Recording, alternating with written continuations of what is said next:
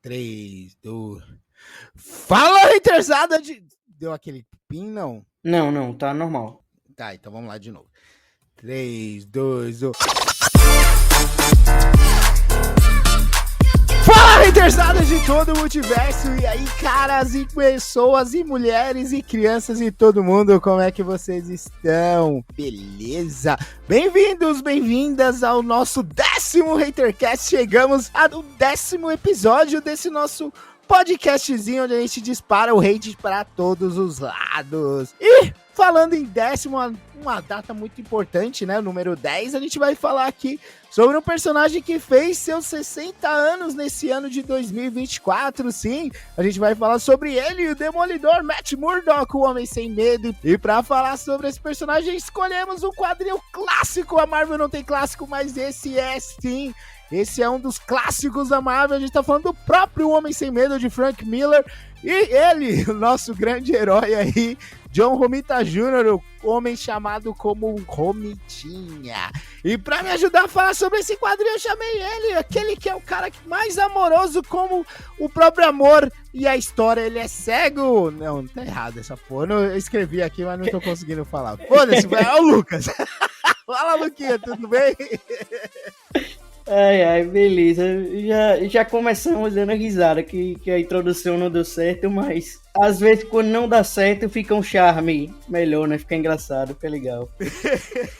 Sim. Mas fala, pessoal, aí vamos falar, né? Como o Nora falou, né? Do Homem Sem Medo, que pra mim, cara, uma das melhores HQs da Marvel, assim. É uma das primeiras que eu li do Demolidor e também é uma das grandes obras do Frank Miller, né? E do John Romita Jr. também. Eu acho que, tipo, se não for o melhor trabalho dele, é entre os 3 melhores, cara. É impressionante, assim, o que ele faz nessa HQ. Olha, somos grandes detratores aqui de John Romita. Tem vários programas falando sobre ele, né? Sobre a arte dele. Vários posts, mas tem que admitir que aqui eu gosto. John Romita no Demolidor, John Romitinha no Demolidor, na verdade, né? John Romitão passou também, mas Romitinha é o meu Demolidor favorito, cara. O visual Demolidor. Quando eu penso em Demolidor, vem o Demolidor do John Romita Jr. na mente. Aqui não vamos falar mal desse ícone no momento. Pelo menos nessa história a gente vai poupar ele. E Frank Miller também, não tem o que dizer, né, cara? Pra mim, essa é a melhor história do Demolidor, assim, junto com a queda de Murdock, né? O Born Again, mas eu tendo a gostar mais dessa, cara, porque acho que foi a que eu li primeiro e realmente deu os caminhos, né? Foi lá e estabeleceu tudo que a gente conhece do Demolidor, foi colocado nessa história e foi seguido por anos e anos até agora, né, Lucas? Pô, não é combinado, mas eu também gosto mais dessa do que o segundo maior clássico, né? O primeiro maior clássico Demolidor para alguns, né? Queda de Murdock, eu prefiro essa história também. As duas são do Frank Miller, né? Mas essa aqui, cara, eu acho que essa aqui talvez pode ser considerada a primeira, né? Não em ordem cronológica, né? Mas a maior história do Demolidor, porque eu acho que, tipo, ela influenciou mais, ela é mais referência, né? Para o que é feito com o personagem, inclusive em outras mídias, do que outras HQs, né? Do que a Queda de Murdock, por exemplo, né? Lá na terceira temporada do Demolidor, eles meio que... Da Netflix, né? Terceira temporada do Demolidor da Netflix. Eles meio que adaptam Queda de Murdock. Mas também na primeira, na segunda temporada do Demolidor, né? Da Netflix, tem muito dessa HQ aí. No próprio filme do Ben Affleck, apesar de ser um filme bem ruim, também tem bastante coisa dessa HQ aqui. Ela influenciou muita coisa que a gente viu Demolidor em diversas mídias, né? Não só nas HQs. Verdade, cara, verdade. Eu acho que aqui o Frank Miller estabeleceu o que seria o Demolidor, né, cara? Tipo, o Frank Miller não começou nessa HQ específica, ele teve um run inteiro, isso aqui saiu lá em 93, né? Frank Miller já tinha começado no Demolidor apenas como desenhista, depois assumiu, né, o famoso run do Demolidor do Frank Miller com Klaus Janson, e ele já tratou lá mais ou menos como ele queria estabelecer o personagem e tal. mas mesmo assim essa se tornou um retcon da própria história que ele escreveu, né? Do próprio run do Miller. Ele tinha visitado já a origem do Demolidor durante o run dele, apresentou Elektra, apresentou vários itens, vários personagens que a gente vê aqui em Homem Sem Medo, só que aqui ele mudou tudo, né, cara? É verdade, né? É uma origem diferente e acabou que essa ficou meio que a definitiva, né? Essa que o pessoal mais lembra, essa é que virou a referência toda vez que é revisitada a origem do Demolidor.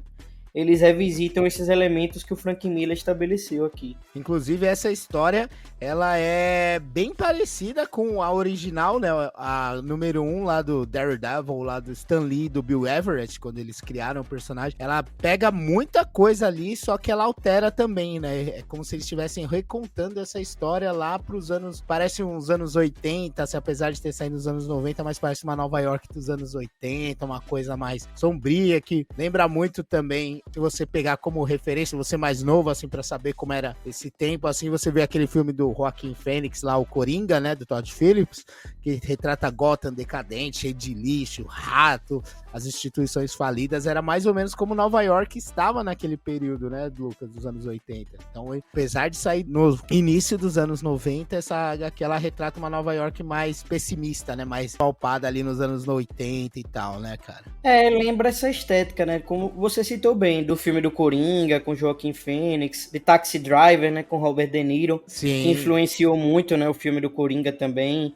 Lembra muito a estética que o Frank Miller usa no Batman 1, no Cavaleiro das Trevas, porque afinal também Gotham City na DC, né, é baseado no que Nova York era, né, no mundo real, né, no que Nova York era conhecido por essas ondas de crime, né, pelo crime organizado muito forte, né.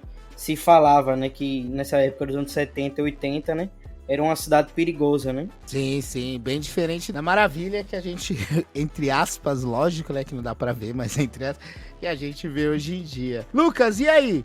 Você leu essa história, foi a primeira vez, foi uma releitura, você gostou? Conta pra gente, começar pelo início básico aqui, perguntando se o Luquinhas curtiu essa história, né, cara? Cara, eu adoro essa história, não foi a primeira vez, não, que eu li ela. Já é a, sei lá, terceira, quarta releitura. Eu já li ela, inclusive, na versão que saiu em romance, né? Que tem uma editora aqui no Brasil chamada Editora Novo Século. Pessoal que gosta de Marvel aí, né? Deve saber que é uma editora que publicou vários livros da Marvel, né? Alguns de histórias inéditas, histórias que não existem no gibi, né? Que foram lançadas em livro.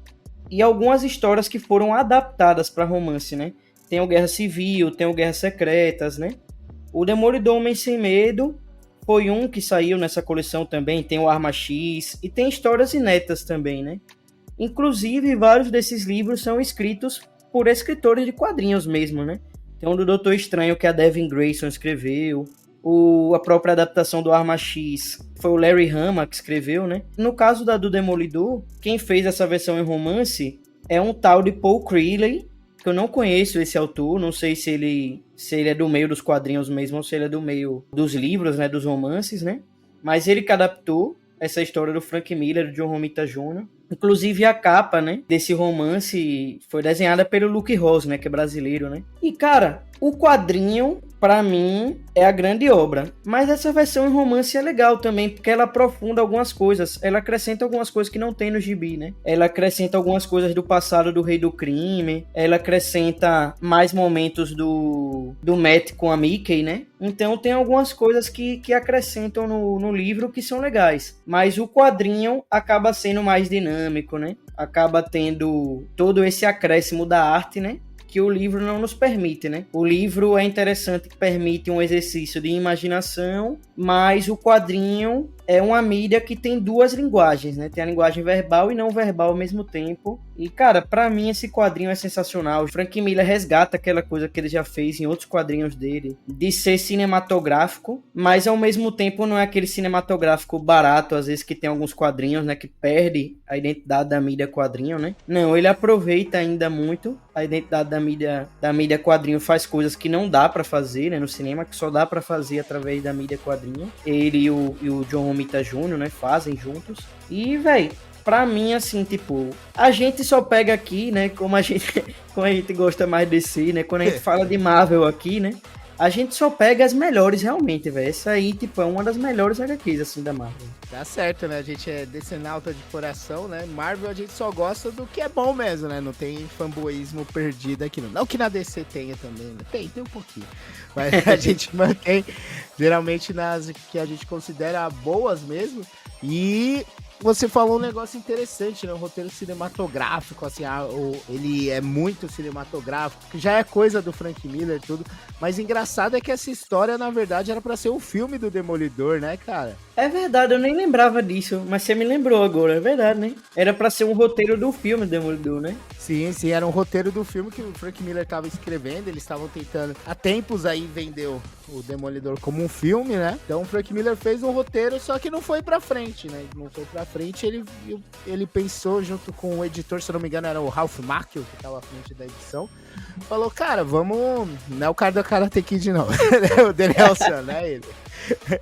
Aí, pô, vamos transformar isso numa história, numa graphic novel e tal. E o Romitinha, ele tava saindo, ele tinha acabado de sair do run da Innocent, né? Que ele ficou muito tempo à frente do Demolidor, que inclusive saiu aí na saga do Demolidor, né? Foi o início dela. E o Romitinha tava ali e tal, ele tava em outro projeto, que era aquele universo paralelo lá da Marvel, o novo universo do Jim Shooter, e tava sendo um fracasso, né? Que esse novo universo aí, tem até aquela história do, se eu não me engano, é o Bernie que leva o número 1 desse novo universo lá pro telhado e faz de pinhata e eles destroem tudo lá, porque ninguém curtia muito o Jim Shooter e essa ideia aí não deu certo, e o Miller ligou lá pro Romitinha e falou, cara, você não tá afim de fazer esse trampo aí e tal, explicou, e eles colocaram isso no papel, né? Teoricamente era pra ser uma das Graphic Marvel aí, mas como o Luquinha já falou lá no início, foi tão bom, foi tão bem aceito que eles acabaram incluindo na cronologia, se tornou meio que o oficial, né? A criação do Demolidor oficialmente. E é muito legal você ver aqui também durante a história toda, já entrando nela, né? Que ela tem muitos takes, se você parar pra pensar aquilo ali como uma série ou um filme, no caso,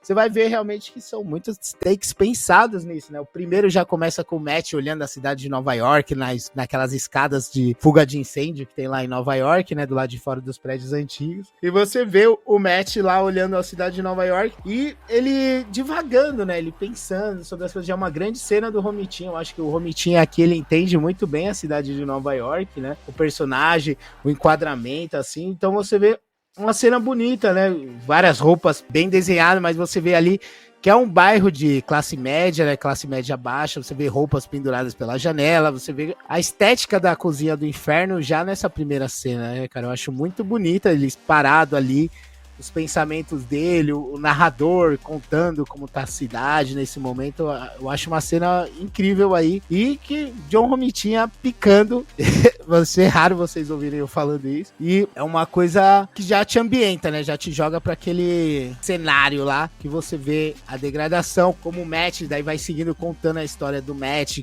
como ele se porta, né, como ele é aquele moleque que ele é meio que criado sozinho, né? Ele é um moleque das ruas, ele vai lá, já rouba o cacetete do policial, que mais tarde vai ser usado, né? Do personagem, você vê que ele tem uma desenvoltura, ele conhece a cidade, apresenta também o amor dele pelos treinos, pelo boxe, o carinho que ele tem pelo pai, a relação que é afastada do pai, né, mas apesar do pai estar ali presente, mas o pai você já vê que ele é meio cagadão, né, é um boxeador meio falido, alcoólatra, que tem algum ressentimento, logo nas primeiras páginas você vê que o pai dele tá bebendo sentado no sofá com um certo ressentimento, né, pedindo desculpas aí, meio bebão, e o Matt ajudando ele a se deitar. Eu acho que é um belo começo, assim, nas 3 primeiras páginas ele já consegue apresentar os 2 personagens que são centrais nessa história, né? Um que vai ser a grande motivação, que é o Jack Murdock, e o personagem principal, o Matt, né, cara? Eu acho bem legal essa apresentação aí, logo nas 3, 4 primeiras páginas. Essa primeira edição, ela já é sensacional, né? Ela tem muito pouco de uma história padrão de super-heróis, né? Mas ela estabelece toda a carga dramática que persegue o personagem, né? Em toda a minissérie e em todos os quadrinhos do Demolidor, né? Que o Demolidor é um personagem que tem muito essa carga dramática, né? Dele carregar a culpa, dele ter essa questão da culpa cristã, na verdade, do relacionamento que ele tem com o pai dele, né? Eles já estabelecem isso aqui muito bem, que o pai dele é uma espécie de ídolo para ele, né? E ele quer ser boxeador igual o pai, mas o pai até é agressivo com ele, bate nele e fala que ele tem que estudar, que não tem que ser boxeador não, que ele só é boxeador porque não sabe fazer mais nada na vida além de bater e apanhar, né? Sim, sim, é bem isso que você falou, a culpa cristã já é colocada aqui.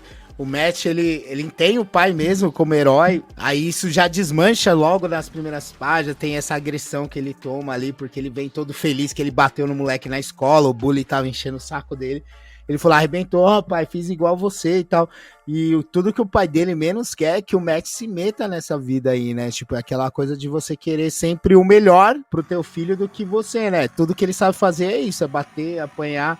Ele é até cooptado pelo arranjador, é isso, Lucas? O nome do... Isso, pelo chefão do crime chamado Arranjador, né? Ele força o Jack Murdock a trabalhar como uma espécie de capanga dele, né? De... Cobrador de dívidas, né? Isso, tipo Rocky Balboa, assim, primeiro filme do Rocky, né? Que ele cobra as dívidas pro chefe lá do crime, né? Só que não mostra ele batendo tanto nas pessoas, né? Ele é mais boa praça, né? Mas aqui, tipo, mostra o Jack Murdock batendo nos caras, ameaça os caras, né? Porque o Arranjador faz uma ameaça ao Jack, né? Fala que se ele não fizer isso, ele vai machucar o Matt, né? Então ele acaba cedendo, né? Acaba trabalhando para o cara, mesmo estando relutante, mesmo não querendo. Ele faz o que precisa, né, pra proteger a família. Que tudo que o Jack faz aqui é proteger o Matt, né, cara? Toda a motivação dele, fazer parte dessa galera do crime, até o que leva ele a falecer mais pra frente, ainda nessa primeira edição, é justamente pra proteger o Matt, né? Pra dar um espelho pro Matt. E o Matt, depois daquela tretinha que ele teve com o pai lá, ele entende, né? Ele fala, pô, eu acho bem legal que aí você vê o que leva mais ou menos eles a ser um advogado, né? Ele fala, o mundo tem leis e tal. Eu infringi uma regra, meu pai não gostou, e pra não acontecer isso novamente, eu tenho que conhecer as regras. E ele segue, efetivamente, a lei que o pai dele põe pra ele, que ele fala, moleque, não vai sair na mão, né? Isso que eu quero pra você. Ele começa a deixar, apesar dele ter a capacidade de ganhar na porrada e poder prevalecer sobre os outros, ele começa a deixar os outros baterem nele, né? Todo mundo começa a chamar ele de demolidor de uma maneira irônica, né? Que ele só apanha dos outros, ele não reage e tal. E você vê ali todo mundo da escola zoando ele, batendo nele, e ele batendo nos sacos lá, mostrando que ele sabe lutar, ele poderia ter se defendido, mas ele não quer, ele tá seguindo a regra que o pai dele impôs. E aí, em um quadro, a gente é apresentado a outra figura importante, né? O Stick, ele aparece meio de fundo ali. Primeiramente, você pensa que ele é um faxineiro e tal, porque ele tá com um cabo ali no cantinho e tal. E você pensa, pô, o maluco é um faxineiro, mas não, ele tá ali observando o Matt, observando entre aspas, né? Que o Stick também é cego. Mas ele tá ali, ele tá vendo o Matt, ele tá aprendendo quem é o Matt, e vendo que realmente ele é um garoto que não é mal, né? Ele sabe seguir as regras, ele faz tudo de forma inocente às vezes, né? Como ele bateu no moleque, chegou todo felizão em casa, foi de uma maneira inocente, assim. E o Matt, ele é um dos, que mais tarde a gente vai ver, ele é um desses escolhidos do Stick, né? Ele é um desses dois escolhidos aí desse tempo atual. Tem uma coisa interessante isso, né? Você falar que o Stick já tava monitorando ele, porque, na verdade, o Stick já tava monitorando ele antes, porque ele já era um dos escolhidos, né? Pra enfrentar o tentáculo. O Stick não escolhe ele porque ele acaba ficando cego, né? É uma coincidência que o Stick já era cego e o Matt depois acaba ficando cego também, né? Mas ele já era monitorado antes, não tem nada a ver, não tem relação com o fato de ter ficado cego depois, né? Não é por isso que o Stick ajuda ele depois e treina ele depois. Não.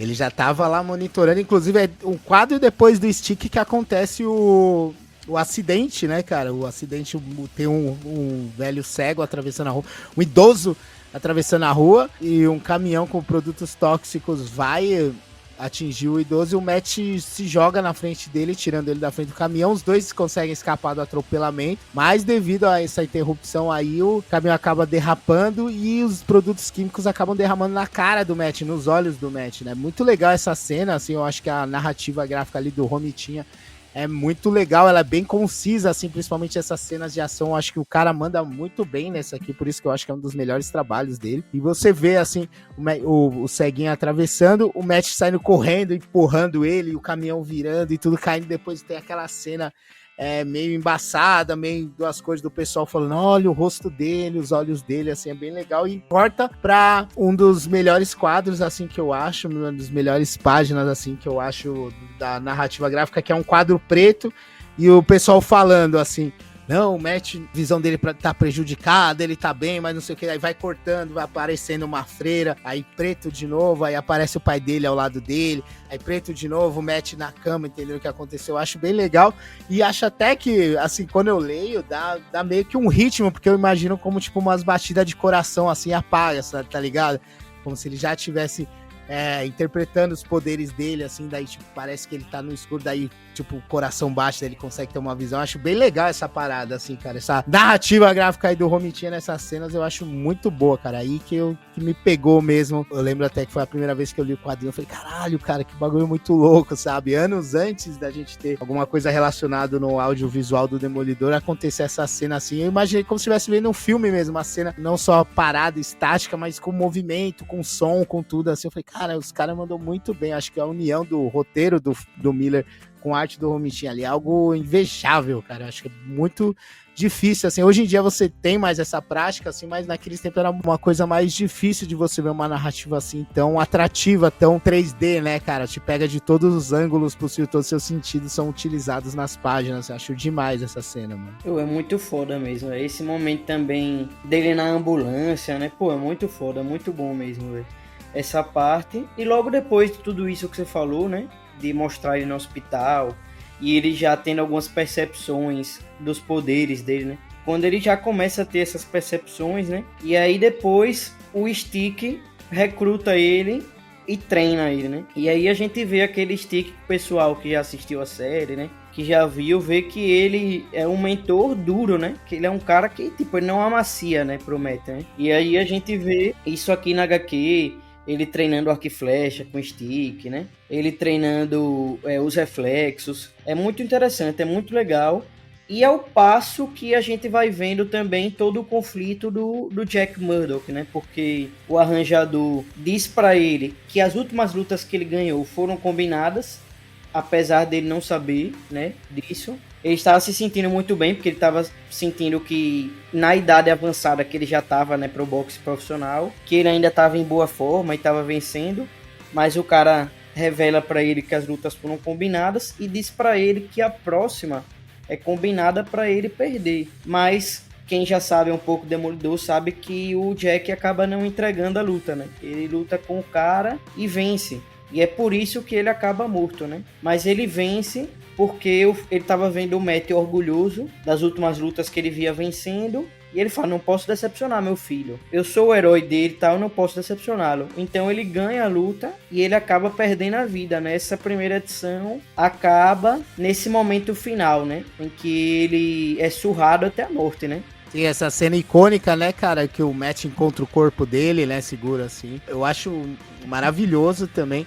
E tem muito daquilo, né, ele vê que ele tá sendo o exemplo, ele vê que o filho dele, apesar de tudo, apesar dele não ser um pai 100%, ele não ser um exemplo a ser seguido, do acidente do filho, o moleque tá lá, tá sempre seguindo ele, tá tendo ele como exemplo, e ele falou, cara, esse não é o que eu quero passar pro Matt, né? Então ele fala, pô, se eu perder aqui, entregar essa luta aqui, que porra de pai eu sou, sabe? O moleque lá vibrando, vai lá, pai, acaba com ele e tal. E ele fala, meu, eu não vou entregar, eu vou dar uma lição pro meu filho, que às vezes a gente tem que ir pra parte mais difícil, né? A gente tem que fazer o mais difícil pra fazer o certo, né? Então ele foi lá, ganhou, sabendo o que ia acontecer, ele vai até lá fora, ele tá entregue, né? Ele nem chega a reagir, ele sabe o que vai acontecer e sabe que se ele tomar alguma atitude, quem ia acabar se ferrando ia ser o próprio filho dele, né? O próprio Matt. Então ele se sacrifica pra dar essa lição pro Matt, né? Pra deixar o Matt com essa visão dele de como herói e apanha que nem o desgraçado da galera ali. Os caras fazem aquilo, você vê, a narrativa do Miller também é muito boa aí, que ele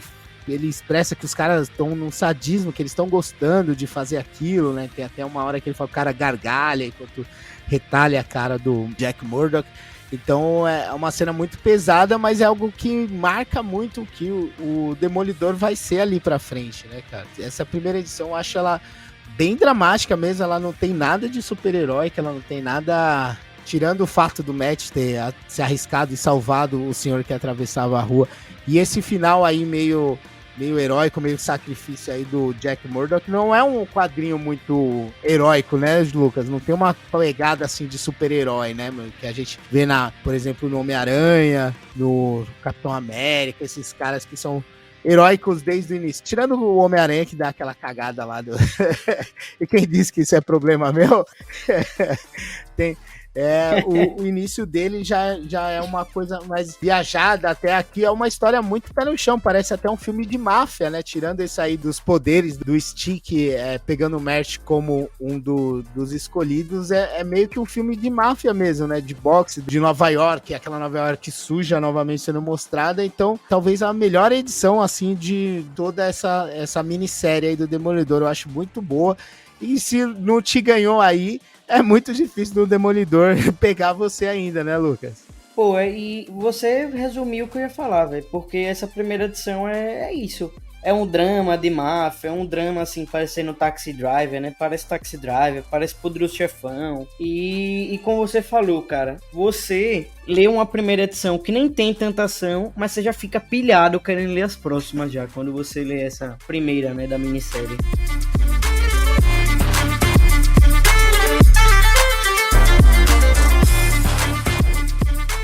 A segunda edição, né, da minissérie inicia com o Matt Murdock reconhecendo o corpo do pai dele, né, no necrotério. E aí, depois desse breve momento, que são os 2 primeiros quadros, literalmente, da edição, ele vai atrás dos responsáveis pela morte do pai dele, né, dos capangas, do arranjador que mataram o pai dele. E nisso que ele vai atrás dos caras, ele, tipo, espanca os caras um a um, velho, deixa os caras no beco sangrando. Aí tem um outro que ele detona o cara, que inclusive o cara tá treinando no ginásio, né, de boxe. E aí no ringue ele dá uma surra. Essa cena é foda, né, cara? Que ele vai atrás... Como é o nome do gordinho? É um cara bem grandão, cara.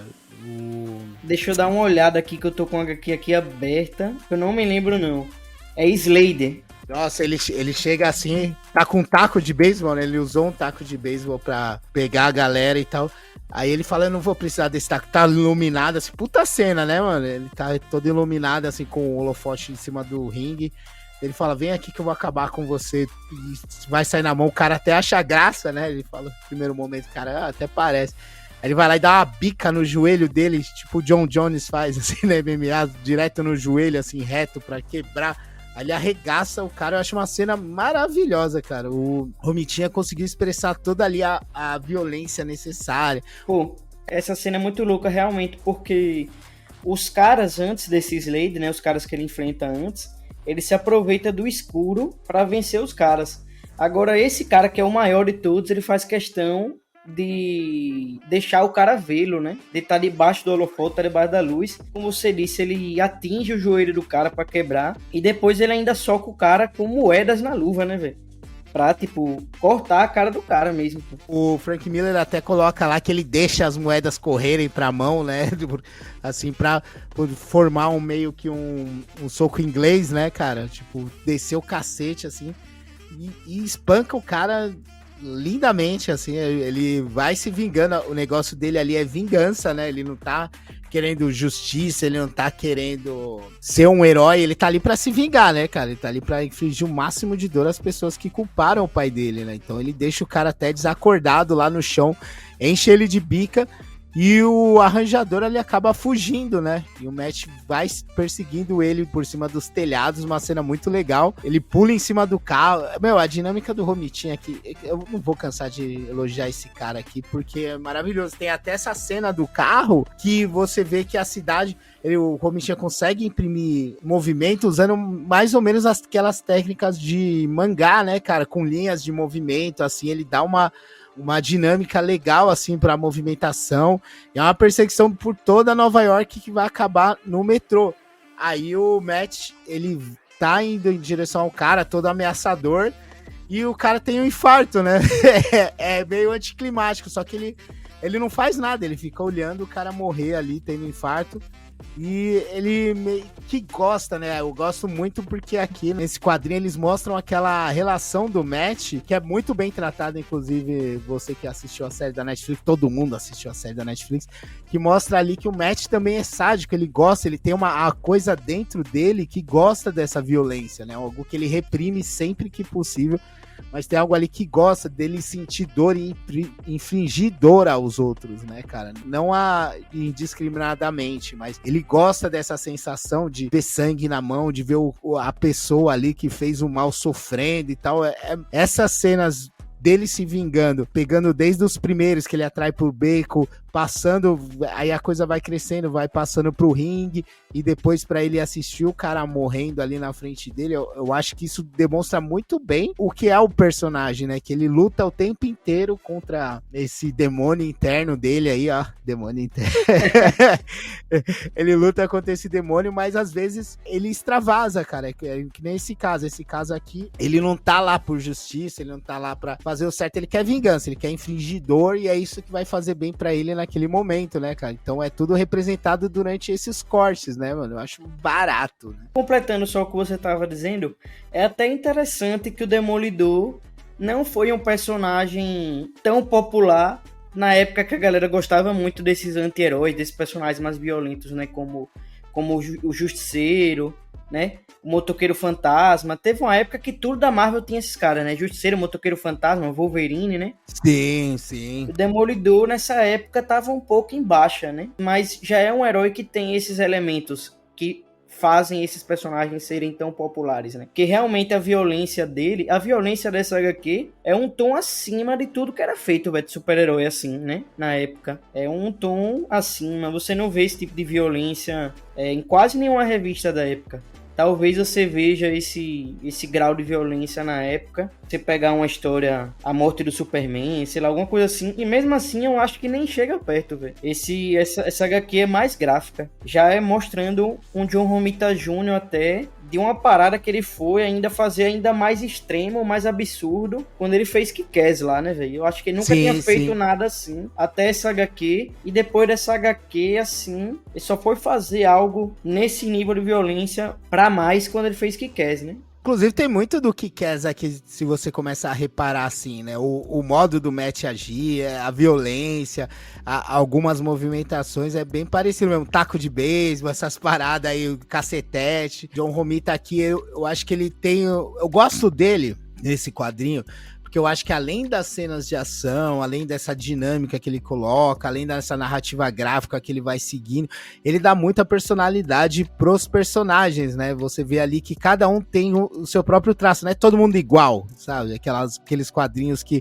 ou o cara, pra diferenciar ali, eu vou colocar um bigode nesse, pra diferenciar, eu vou jogar o cabelo de um lado diferente, deixar o cabelo... Não, aqui todos os personagens que ele desenha têm traços marcantes, são como pessoas mesmo, né, cara? A Electra, aquele desenho é maravilhoso, velho. Electra é sensacional. Maravilhosa, cara. É engraçado que até isso que você tá elogiando dele, hoje em dia, é uma das coisas que o pessoal mais reclama dele hoje em dia é desenhar todo mundo igual, né? Exato. Que hoje em dia eu acho que nos últimos trabalhos, nos trabalhos mais recentes dele, vários das reclamações e dos problemas, né, dos últimos trabalhos deles, que o pessoal aponta, é realmente isso, de desenhar todos os personagens iguais. Se você ler um gibi dele da DC, sei lá, e ele tiver que desenhar o Batman e o Superman no mesmo quadrinho, é igual, mano. O Bruce Wayne e o Clark Kent dele é a mesma coisa. Sim, são bem parecidos. E o que o Lucas falou aqui sobre a violência, o grafismo da violência aqui, eu acho que tem muito a ver também, porque essa é uma HQ, como a gente falou agora há pouco,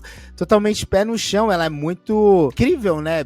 É bem né, sombrio e realista. É um pouquinho sombrio e realista, mas ela, como ela não se trata de algo super-heróico, os caras voando por aí, assim, tirando o Matt que faz algumas coisas que realmente são super-humanas, é uma HQ bem pé no chãozão mesmo, assim, é bem realista, bem sombria, assim, bem crua, né, cara? Então eu acho que isso reforça ainda mais a violência, é tudo muito sujo, é tudo muito próximo do real, você às vezes consegue, como aquela cena que eu falei do coração, que tem som, tem movimentação, todas as cenas tem mais ou menos isso. Por exemplo, essa agora que segue, que é quando ele vai atrás do último bandido, né? O último participante aí da treta que assassinou o pai dele, que é o Ângelo, se eu não me engano. Ele vai até um puteiro, você consegue, assim, sentir os cheiros, os barulhos do local, assim, a movimentação. Tem até um quadrinho, não sei se você tá aberto aí, mas tem um cara que parece muito o Charlie Cox ali no... Parece muito ele, assim, ele tá até em destaque, assim, ó, o Romitinha prevendo o futuro. É o Charlie Cox até com as mesmas roupas, com óculos escuros à noite, meio calvão, assim. Mano, é muito Charlie Cox. Pô, parece mesmo, né? E esse Ângelo, ele tá escondido nessa boate aí, nesse puteiro. Ele tá lá, tá até desabafando com as minas que estão pedindo calma pra ele. E o Matt entra pela janela, né, pra pegar ele, e as minas confundem ele com polícia, ou com um assaltante, ou com alguém que tá querendo fazer mal pro Ângelo, que ele é bem quisto lá no lugar, né? Então, as minas vão todo mundo pra cima dele ali, aí você consegue ver de novo essa parte do barulho, o cheiro, essa confusão, né? Todo mundo batendo no Matt, tentando impedir ele, e ele meio que entra em desespero, né, cara? Ele começa a se debater. Aí que acontece um negócio que muda a história dele, né? Ele se debate tanto que acaba pegando e empurrando uma das meninas pela janela, né? Você vai acompanhando aquela menina, parece que ela já tem um destaque ali entre elas, né? Muita gente, é uma profusão de gente, o Ângelo fugindo, mas você vai acompanhando como se fosse um filme mesmo, a menina chegando, batendo no Matt, ele levanta a mão e empurra ela vai saindo, ela quebra a janela, e o texto do Miller acompanhando, o Matt se debate, ela não grita. Pô, e é sensacional como o Frank Miller, em todos os quadrinhos dele, né? Ele consegue escrever coisas que tem impacto, né? Ela não grita. É sensacional isso, né, velho? Ela não grita, só faz uma pressa. Porque dá um impacto, dá um peso muito grande para as imagens, né? Pra coisa que você tá vendo. Ele não é aquele cara que ele, tipo, nos recordatórios, ele descreve o que tá acontecendo. Não, ele escreve um texto que dá impacto pro que tá acontecendo. Ele não fica descrevendo o que tá acontecendo. Cara, isso é incrível assim no Frank Miller. É uma das coisas que eu mais gosto dele. Ele sabe criar uma atmosfera, ele sabe criar uma cena. Ou sabia, né? Depende do ponto que se leva, assim. Ele podia estar ali. Aí o Demolidor empurra a menina pela janela que cai, os estilhados, não sei o que. Não, ele é bem sucinto e bem impactante, né? Ele fala, ó, são punhos e unhas, palavrões e perfume. Aí você vai vendo ele criando aquele clima, né, cara, de confusão mesmo, pra tornar mais crível a atitude do Matt e os acontecimentos depois. Ele fala, o Matt se debate, aí a mina só dá um gritinho, o Romitinho acompanhando, é muito lindo. Ela não grita, só faz uma prece e vai criando aquele impacto, e o Matt só fica, não, e ele não viu, ele sentiu, ele ouviu a mina ser morta, tá ligado? A mina morrer caindo, e ele sai desesperado pelos telhados, que ele não sabe o que fazer, não era isso que ele queria, ele não chegou a matar nem os próprios bandidos, ele deixou morrer, ele deu uma de Batman do Nolan ali, deixou um dos caras morrer, só que ele não queria isso, né? Ele queria se vingar, ele queria infligir dor, mas ele não ia chegar no limite, porque ele não é esse tipo de pessoa. É como o Stick fala, ele era do bem, né? Eu vejo bem nele, nesse garoto. Ele acabou, assim, de todos esses que ele atacou, né?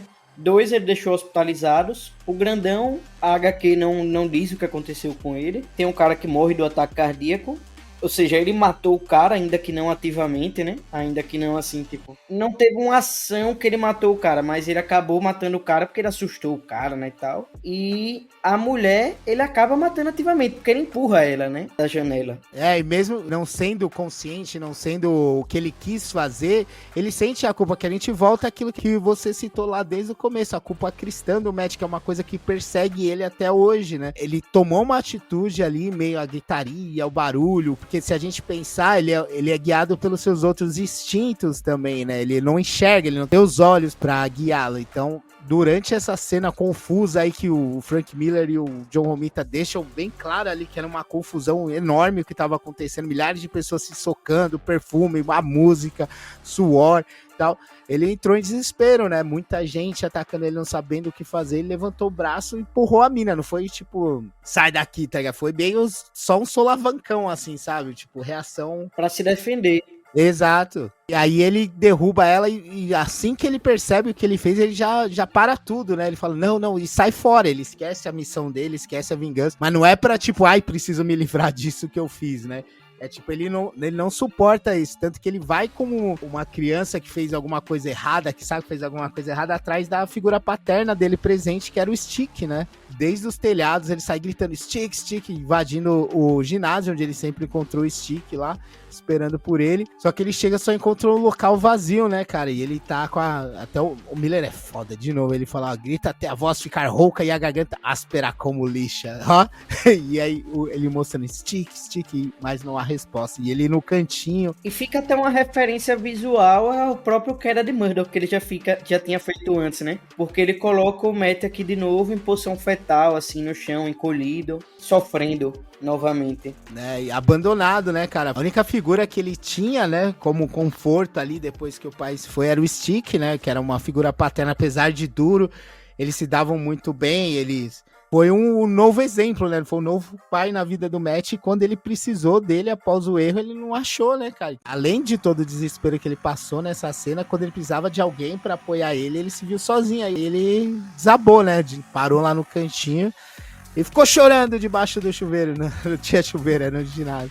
E você vê que o Stick, ele tá... Próxima cena, eles mostram o Stick. Você vê que o Stick, ele tava lá, ele tava treinando, falando, pô, o moleque é bom, o moleque tem um talento. E o fato do Matt ter matado uma pessoa, aqui nessa HQ, apesar de toda a bondade dele, que ele é um pouquinho mais bonzinho, assim, ele não é um cara bonzinho, mas é um pouquinho mais bonzinho que o Stick do Run do Miller, né? Do Run do Miller, ele é um pouquinho mais pau no cu. Aqui ele é um pouquinho mais gente boa, mas você vê que pra ele é tudo preto no branco, tá ligado? Tipo...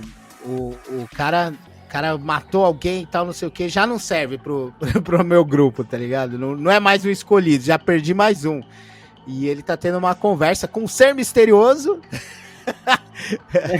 que ele fala sobre as duas pessoas, os dois escolhidos daquele tempo, né, nessa geração, que é o Matt Murdock e a Elektra, que ainda não apareceu nessa série, mas ela já tinha sido introduzida no Run do Miller lá, né? E aqui o Stick, ele fala, cara, acabou, o moleque falhou, a missão dele era ser bom, ele permanecer puro, ele permanecer na missão, e ele matou alguém, então já era, não tem mais ideia. Ele matou alguém que não tinha nada a ver, né, na verdade, Sim. Porque o Stick, ele mata, né, o código dele, ele mata. Sim. Mas assim, ele não quer matar que não tem nada a ver, né, aquela mulher não tinha nada a ver com a missão, né, como você falou, né. Sim, ele tem um ideal assim de pureza preto no branco, se é da missão, se ele tem que cumprir aquela missão, então beleza, tudo é válido, mas a mina, inocentes assim, entre aspas, né, mas pessoas de fora que não tem a ver com a missão, não tem nada que intrometer com elas, e aqui o Matt matou alguém.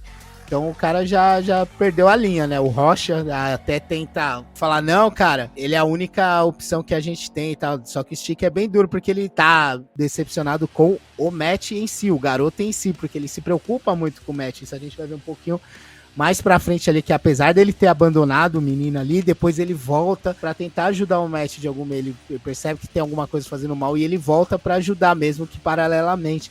Então, aqui eu interpreto que o Stick, ele tá bravo porque ele saiu do caminho do escolhido, mas não é tanto pela missão, mas sim pelo Matt. Se decepcionou com o menino que ele acreditava que era bom, que ele tinha um afeto, assim, apesar de não demonstrar.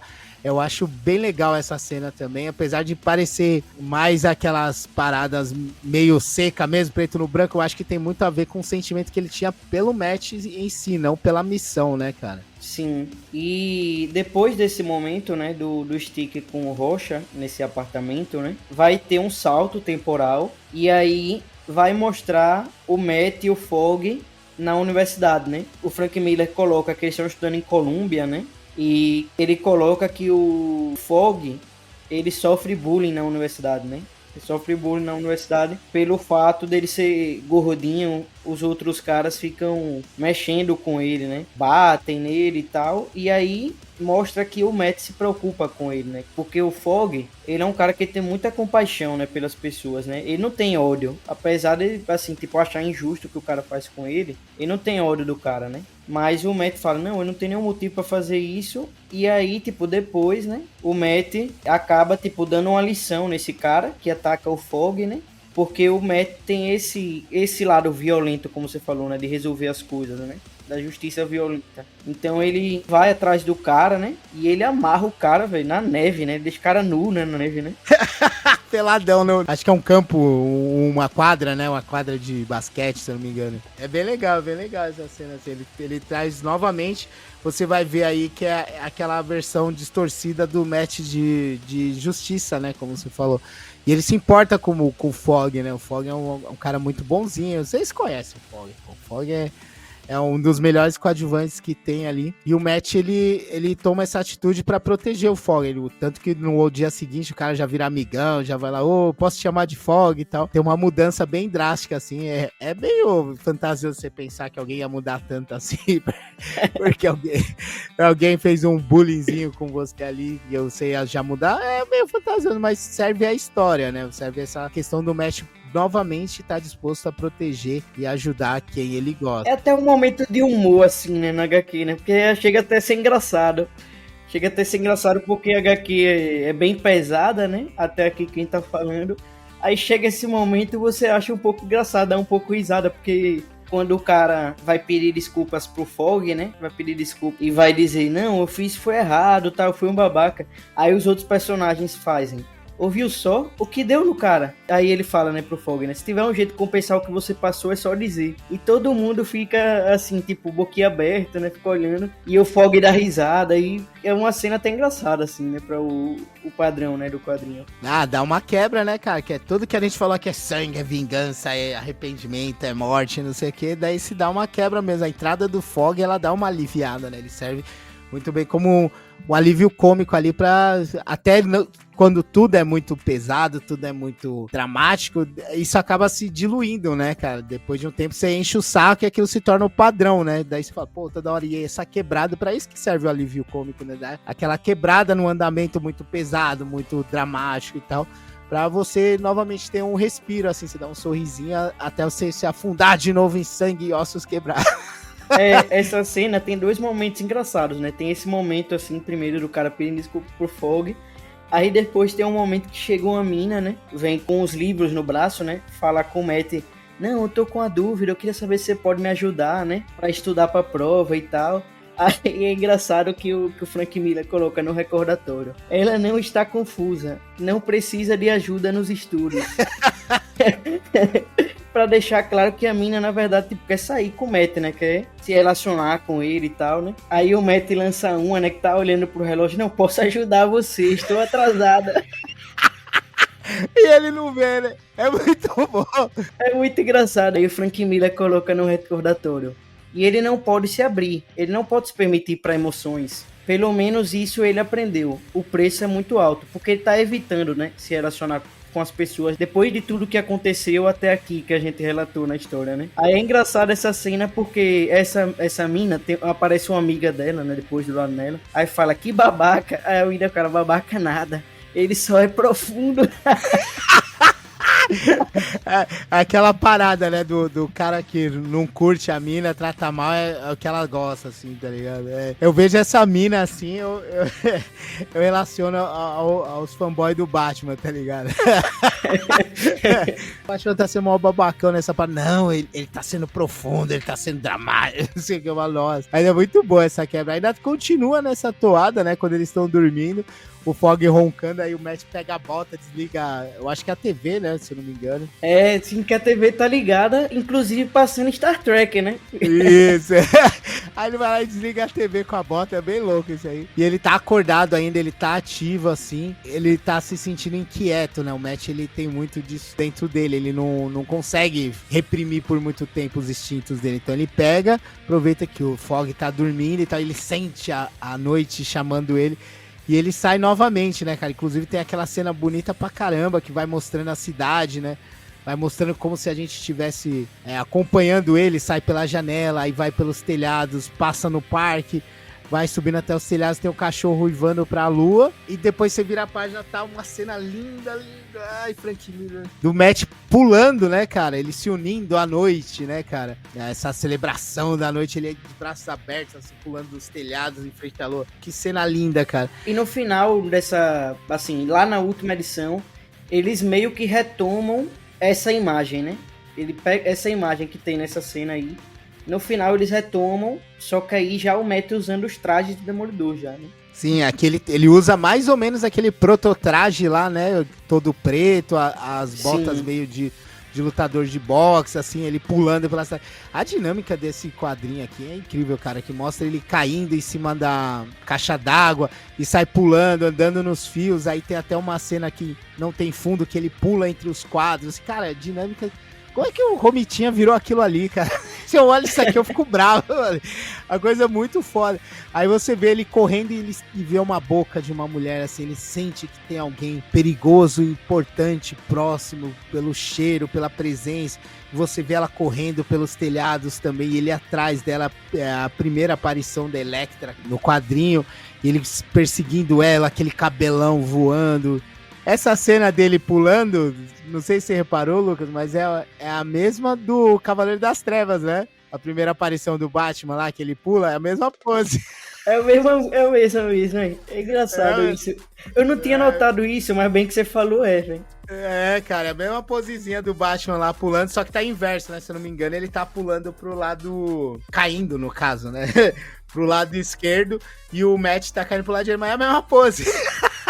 Aqui é da hora que o Romitinha, durante o quadrinho, ele emula muito do Frank Miller. Eu acho que principalmente na Elektra, ele pega ali o que o Frank Miller já tinha feito, assim, não na Elektra em si, mas nos outros quadrinhos dele, e ele dá um upgrade, cara, que eu acho a Elektra do Romitinha, nossa senhora. E nesses quadros que fica mostrando os lábios da Elektra, parece até um pouco com quando o Frank Miller desenha aquela Mulher Maravilha, né, que ele faz, né, Sim. Sei lá, do Cavaleiro das Trevas 2, né? Parece até um pouco assim, tipo, não só os lábios, mas o cabelo, né? Aí, tipo, nessa época não existia ainda essa Mulher Maravilha que o Frank Miller faz, né? Mas depois, quando o Frank Miller faz essa Mulher Maravilha, você vê essa Elektra, você nota semelhanças, assim, né? Sim, sim. Porque essa Elektra do Romitinha, mano, a gente vai passar o dia inteiro elogiando esse cara, não acredito. Mas, cara, os traços, ele põe a boca, ele põe um fio de cabelo dela caindo aqui, a movimentação é tudo muito lindo, cara, assim, sabe? O cabelo dela no rosto, né, passando perto da boca. Coisa de, sabe, mina selvagem, assim, que não tem rédeas, não tá presa no padrão, assim, cara, usando bem o que é falado hoje em dia. Mas é uma mina que é livre, sabe? Tipo, selvagem. Eu acho muito legal. Inclusive, o Matt vai perseguindo ela na cidade, vai achando... Chega no Central Park, se eu não me engano. Vai achando tecos de roupa, assim, jogado. E fala, ué, tá ligado? Que parada é essa? Um tênis, uma calça, uma camisa. Aí ele fala, porra, o que tá acontecendo aqui, né, mano? E ele tá loucão, né? Parece soltado um feromônio que atrai ele, se sente atraído pela Elektra, assim, de uma maneira meio animal, e ele não tá percebendo o que tá acontecendo. Quando ele percebe, a polícia tá ali já, né, cara? Que os caras estão no meio do parque, à noite, com um monte de roupa de mulher jogada no chão, o maluco lá meio loucão, assim, imagina até que ele tava meio de pau duro, tá ligado? Tipo, ele é assim que eu vejo essa cena, ele, ai, caralho, sabe? Agora ele vai reagir, ele vai fugir, ele vai cair pra cima dos caras, mas aí ele se lembra do que aconteceu da última vez, que ele não manteve a calma, que ele não manteve a frieza e tal. Aí passa outro traço narrativo. Mano, que maravilha esses quadros, cara. Ele olhando pros policiais, olhando entre aspas, né, com olhar pros policiais, e ele lembrando assim, meio que flashback, como se fosse um filme, teria um pequeno flashback acontecendo em preto e branco nessa cena, da menina caindo da janela. Então ele vê ali quando ele perdeu novamente o controle da situação, o que aconteceu, o que ele faz? Ele só, não, tô ao seu dispor, tô de boa aqui, tá ligado? É por isso que eu disse que esse momento iria perseguir ele durante as outras edições, né? Esse momento sempre aparece quando ele tem que se lembrar que ele tem que se conter, né? Que não pode deixar ele perder o controle, né? Esse momento foi meio que o guia dele, né? Ali fala, ó, o que acontece se você perde o limite, se você perde o controle da situação. Então ele se rende e a Elektra acha aquilo divertido, né? A primeira vislumbre que a gente tem do rosto dela, assim, com um olhar malicioso, assim, tipo, sabe? Desafiador, assim. Tipo, provoquei o cara, assim, alguma coisa assim. É muito legal isso, porque a Elektra, nesse quadrinho, ela é uma personagem muito provocativa, na verdade, né? Não provocativa só no sentido sexual, assim, né? Mas provocativa de enfrentamento, né? Ela enfrenta as pessoas, ela provoca as pessoas, num sentido também de violência, né? De perigo. E é um personagem que o John Romita Jr. desenha aqui no quadrinho de forma muito sensual, mas não é uma sensualidade como o Nerdola quer, que a personagem tenha um peitão enorme, né? Não é uma sensualidade assim, tipo, quadrinhos anos 90, Image, tá ligado? Como o Rob Liefeld faria, né? Como, sei lá, o Todd McFarlane faria. É diferente, é sutil, né? Bem legal isso. É bem legal, cara, que até essa cena, ela deixa as peças de roupas, mas você não vê ela pelada. Se fosse outro cara, ia mostrar lá o galho da árvore escondendo o biquinho e tal, não sei o que, a jogadinha que o pessoal faz. Não, mostra o rosto da mina e ela já vestindo a roupa de novo, tá ligado? E você vê no olhar dela e no sorriso dela, o Romitinho é muito foda, que ele consegue passar isso, nessa parada de provocação, de desafio, tanto que ela vai buscar o Matt na faculdade lá, com um carrão, imagino que seja uma Ferrari e tal, com a capota aberta, de vestido, nevando, assim. Ela só para do lado dele, com aquele sorrisão na cara, ela não fala uma palavra e ele sabe que ela sabe quem ela é, ele sabe que era a mina que tava provocando ele ontem à noite e ele embarca, tá ligado? Daí, tipo, você vai vendo nas ações dela que ela não liga pra muita coisa, né? Uma menina que tá pouco se fudendo pra todo mundo, ela faz o que ela quer, quando ela quer. Aí ela sai dirigindo o carro, essa parte da capota tá aberta, no meio de uma nevasca, ela vai... Sai dirigindo o carro imprudentemente, né, por sinal, né? Fazendo doidices. Tá nem aí, tacou foda-se, tá ligado? Aí o Matt até fala, pô, você não vai levantar a capota? Ela fala, por quê, tá ligado? Tipo, não é o que ela quer, não é o que ela precisa, ela não vai fazer, ela se sente livre desse jeito, bem. E eles vão dirigindo até um penhasco, né? Eles não, né? Ela vai dirigindo e o Matt vai com ela até um penhasco, eles entram no meio da floresta e tal, e chega até esse tal penhasco, e ela vai assim, dá bem aquelas coisas de Velozes e Furiosos, ela dá uma derrapada, ela pula do carro. É muito bom, cara, isso aqui. Ela vem com o discurso que eles estão perto da borda e é um passo pro fim, né? Esse é nosso lugar, sempre no limite. Eu acho muito boas as falas dela aqui, cara. E o Matt só escuta, né? E ela fica na beira do penhasco. E aí ele lembra mais uma vez da mina que derrubou do prédio. Aí desperta ele novamente, né? Que você vai vendo que ele tá sério, mas tem um sorrisinho de canto de boca, assim, né?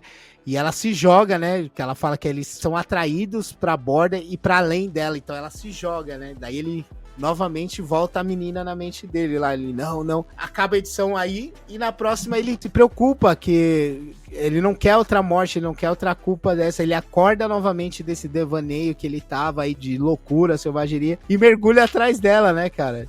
E ele fica procurando ela na água fria da porra, e ele já tá ficando sem ar.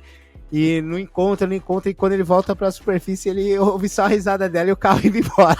Ela meteu o pé dando risada dele lá na água congelando.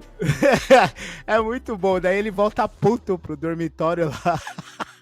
Aí eu falo, nossa, o que aconteceu? Ele fala, fui nadar. É muito bom. Até as piadas aqui são muito bem colocadas, né, cara? O Fog, nadar, entendi. Com a tal da Electra, né? Mete. Ela é fria.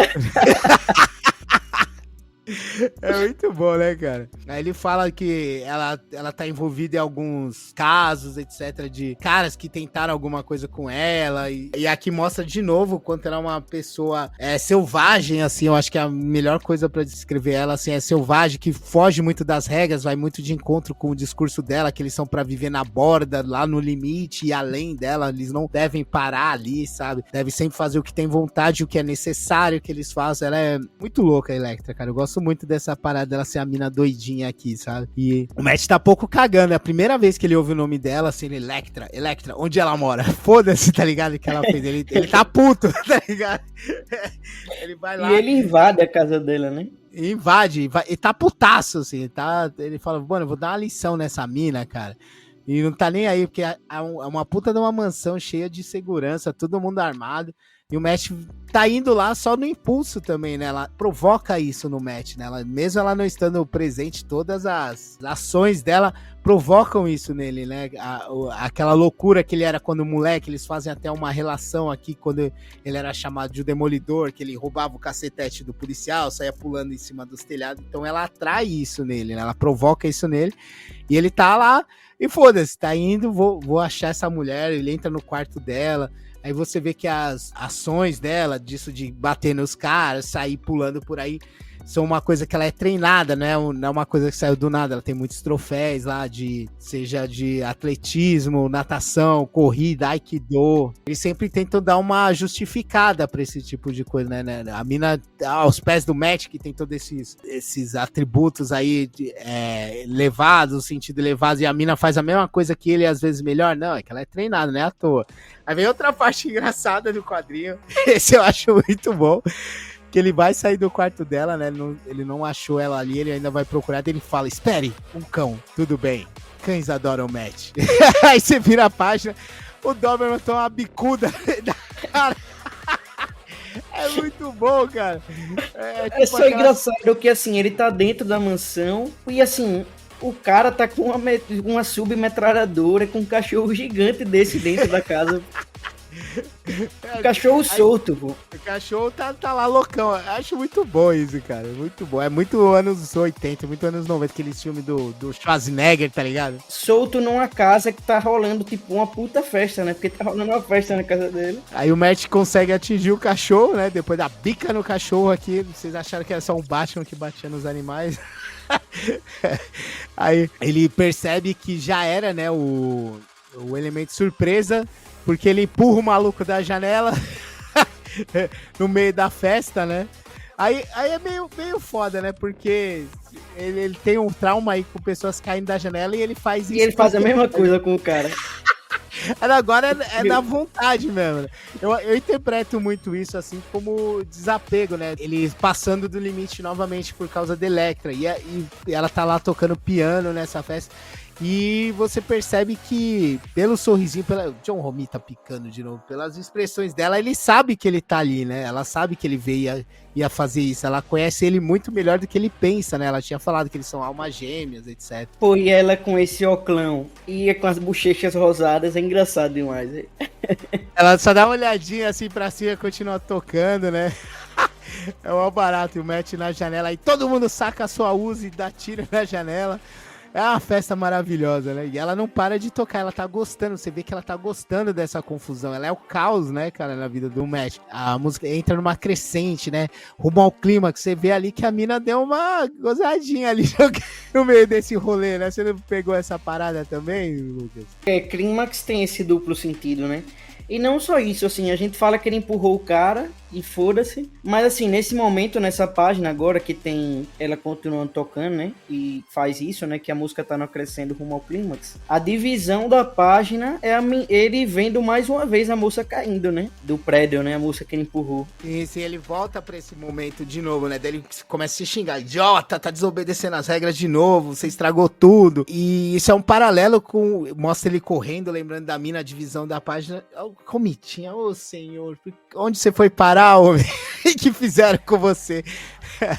E aí você vê ela tocando, enquanto ele tá se recriminando, ele tá se punindo até por isso, se xingando, ela tá curtindo mesmo, tá ligado? Ela tá lá, por isso que eu acho que tem essa representação com uma conotação sexual mesmo dela ali, ela chegando ao seu clima, até a imagem mostra isso, que ela tá sorrindo aí, depois os olhinhos semicerrados, a bochecha vermelha, ela suando assim, cara, é perfeito isso aqui, essa narrativa é muito boa, cara, nossa senhora. E a gente vê o pai dela pela primeira vez, né, também nesse quadrinho, né? Aí eu acho engraçado que pra ele, ela é uma menina recatadinha, toda de boa, né? Ele fala, não se preocupa, tá tudo bem. E a mina tava adorando aquilo lá, né, cara? Essa treta toda aí, ela tava curtindo muito. E você vê que ela já tá empolgadíssima pra partir pra outra, né? Ela sabe que atingiram ele e tal, e ele tá sangrando. Mesmo assim, ele vai até a cidade sangrando. Muito bom você ver ali a dor que ele tá sentindo, correndo pelos telhados, o rastro do sangue. E, cara, ele chega no banheiro, cuequinha lá, tá tentando se centrar de novo, né? Ignorar a dor, tentando... estancar o sangramento, né? Isso.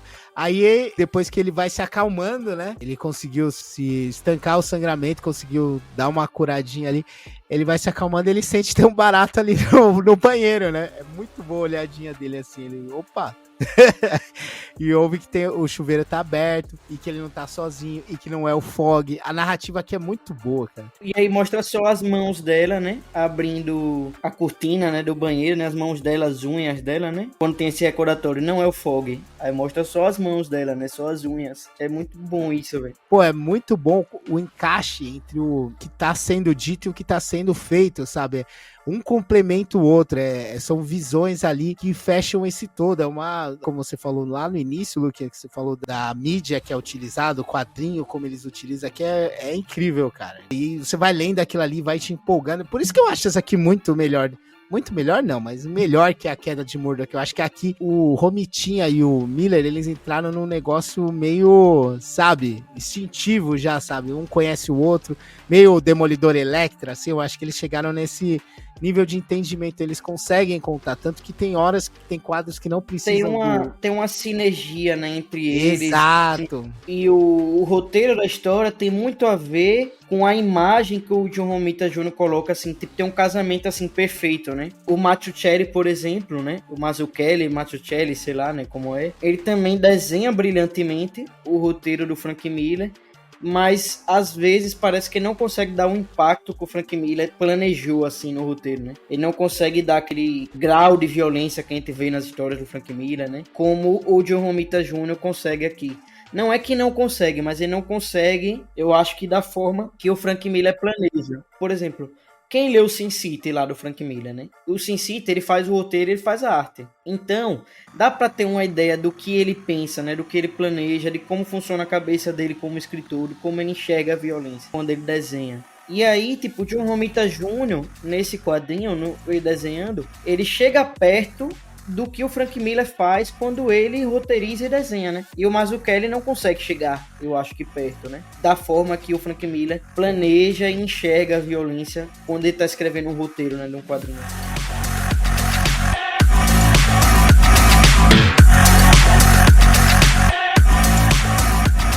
A próxima cena, depois desse momento, né, do banheiro, é outro momento de quebra através do muro. É engraçado, porque isso é no dormitório, né, do Matt e do Fog na faculdade, né? E aí o Fog chega e aí ele tenta abrir a porta e não consegue porque a porta tá travada com aquelas correntes, né? E aí ele grita pro Matt: "Ei, Matt, você deixou a corrente? Vem abrir!" Aí o Matt aparece e fala: "Oi, Fog, só um minutinho."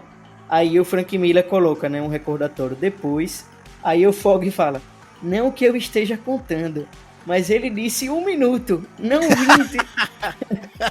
Mas ele disse 1 minuto, não 20.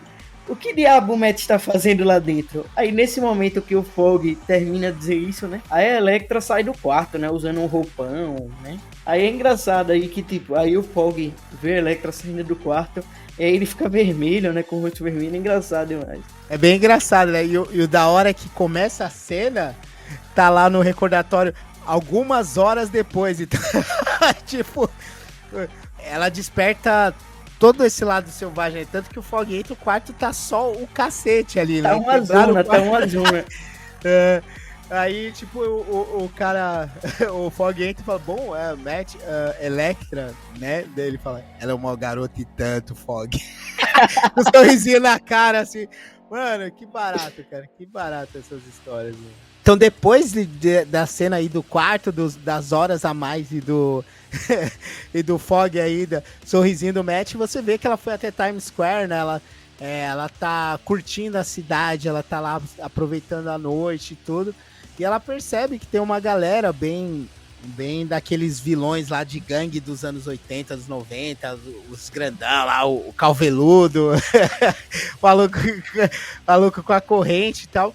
E eles notaram ela, né? Porque ela é uma pessoa que chama muita atenção, não só fisicamente, mas a aura que ela exala. E ela vê que eles estão interessados nisso e ela também se interessa. Ela fala: "Cara, vou atrair esses caras." Ela usa da beleza, do charme, da sensualidade dela pra atrair esses caras até um beco escuro. Você vai vendo, assim, como eu falei, o Romitinha, ele tá muito alinhado com o Frank Miller, que os textos vão falando como ela é, a Elektra, os pensamentos dela, e o Romitinha vai mantendo essa trama, eles vão acompanhando, enquanto enquanto o Frank Miller nos seus textos, nos recordatórios, vai mostrando a psique da personagem, o que leva ela a fazer, ele vai seguindo a história e mostrando e conversando com esses recordatórios ao mesmo tempo. É aquela coisa que a gente falou da união entre a arte e o texto, né? Que não precisa necessariamente você falar o que tá acontecendo ali pra fazer sentido com o momento, né, cara? Eu acho muito isso bem legal, que você vê o sorrisinho dela, ela tirando o óculos, aí a galera vai chegando já, e ela tá deixando eles achando que estavam ganhando aquilo ali, né? Daí vai falando, o texto vai falando muito das vozes, né? Que é esse capetinho que a gente tem na cabeça, que fala, vai lá, compra, é pro seu prazer. Que a gente ouve muito quando tá na Amazon ali, ou o PN lança algum gibi. E ela tem aquilo. Parece, sei lá, velho, de um filme de terror, assim, ela com um sorriso sádico, né? E as cores também muito fodas, assim, o olhar dela, o olho dela acinzentado, né? É muito foda, velho. Cara, muito bom, muito bom. E ele dá feições, assim, pra ela que não são aquelas feições norte-americanas comum, né, cara? Não, a gente fala muito do cabelo, que o cabelo, eu acho que é o traço mais forte da Elektra, mas o resto das feições também, você vê que não é aquela americana padrão, ela é grega, né? E ele consegue ali colocar os traços que diferenciam. Se você pegar até o próprio Frank Miller, na primeira aparição dela lá no Run, ela é bem um padrãozão de mulher, né? O cabelão lisa, ela é até um pouco mais... oriental, né? Porque ela é uma ninja e tal. O Frank Miller ali colocou ela mais oriental. Aqui o Romita consegue colocar ela como uma feição própria, né? Uma etnia própria, uma etnia grega, né? Ele consegue forçar isso pelos traços, aquele nariz mais proeminente e tal. As maçãs também um pouco saltando do rosto. E eu acho legal. E essa cara que ela faz, assim, de sádica, que o Luquinha falou, é bem visível, assim. E os caras percebe, né, que ela é meio doida, né? Eles falam burguesinha doida, que ela já tá de top e calcinha no frio. E aí ela vai deixando os caras se aproximar. Ela gosta desse jogo, né? Ela gosta de ver essa galera, assim, se sentir confiante, falar, pô, eu consegui o que eu queria, agora essa mina tá fodida e tal. Eles chegam até quase a rasgar a roupa dela ali, né? Ela deixa, né, os caras, ela abre os braços, né, e deixa os caras, tipo, segurarem ela, né? E aí quando o cara vai tirar o canivete, né, pra cortar, né, o top dela, né? Aí que ela ataca os caras, né? Sim, sim. E é da hora, ela vai doer muito dele. Você vai gritar, e toma no saco, já esmaga o saco do maluco. E aí você vai vendo que ela gosta disso, né? Já, se você não percebeu até agora, é outra coisa que excita ela, né? Essa caça, assim, ela faz a vingança dela, ela faz a justiça dela do mesmo jeito que o Matt, só que ela não tem rédeas, né? Ela não tem aquela parada do Matt de, olha as regras de novo. Ela não tem limite, né? Elektra sem limites. Devia ser o nome de uma série. E ela ataca mesmo pra machucar, pra causar dor. Ela gosta da dor e ela não esconde. Ela não se segura, né? Ela, assim, a HQ dá até entender que ela mata os caras, né? Todos, né? Mata, lógico, mata. Ela vai lá, esmigalha os caras, quebra nariz, afunda crânio. E é uma pancadaria muito bem feita. Eu acho que é umas 5 páginas só de pancadaria, né, cara? E o texto do Frank Miller dá a entender não, né? Fala abertamente que uma dessas pessoas que atacaram ela era uma mulher, inclusive, né? E ela mata todo mundo, inclusive a mulher. Sim, ela não tá nem aí, ela sai toda feliz, né? É da hora aí. Você vê depois da pancadaria, depois de uns 20 minutos, ela até fala, a polícia levou 20 minutos, né? Os caras chegam, meu Deus, que estrago! Olha, é uma pá de corpo, sangue no chão. Ela até escreveu I Love New York com o sangue dos caras, né? Eles estão mortos, tá aqui 5 caras mortos, né? O policial fala. E você vai vendo que essa parada dela se sentir à vontade pra fazer esse tipo de coisa, ela poder se... tem muito a ver com o status dela também, né, cara? Que ela é uma mina rica, tá ligado? Os caras ficam lembrando disso. Tá na cara que ela é uma mina rica, uma mina mimada, ela faz o que ela quiser. Você vê que muito dela se livrar, sair de boa, tá ligado justamente por ela ser uma boyzona sem responsabilidade nenhuma, né, cara? Não é uma perrapada que nem o Matt, né? E o cara precisa se preocupar e se esconder da polícia. Porque, não, ela faz os bagulhos e sai de boa, que ela sabe que se ela for pega, ela consegue se livrar também, né? Impunidade, né, cara? Por causa da grana, ela sabe que Nova York é uma cidade corrupta, então ela tá de boa, tá ligado? Ela faz o bagulho totalmente livre. Eles são um casal que até tem esse contraponto, né? Até tem esse contraponto, porque o Matt, ele é pobre, né? E ela é, tipo, muito muito rica, né? Tem esse contraponto entre os dois, né? Só que, assim, o que une eles, né? É mais forte do que isso que os separa, né? E aí depois, tipo, a história mostra eles treinando juntos, né? E até é engraçado que recentemente, nas HQs do Chip Zdarsky, né? Eu não terminei ainda de ler a fase dele, mas até onde eu li, eles até se casam, né? É meio que um ritual lá daqueles que enfrentam o tentáculo, né? Mas eles, tipo, chegam a casar, né? É engraçado isso. É bem legal, cara. Então, eu gosto muito da relação que o Matt e a Elektra têm nessa HQ. Eu acho que é a que melhor representa essa relação.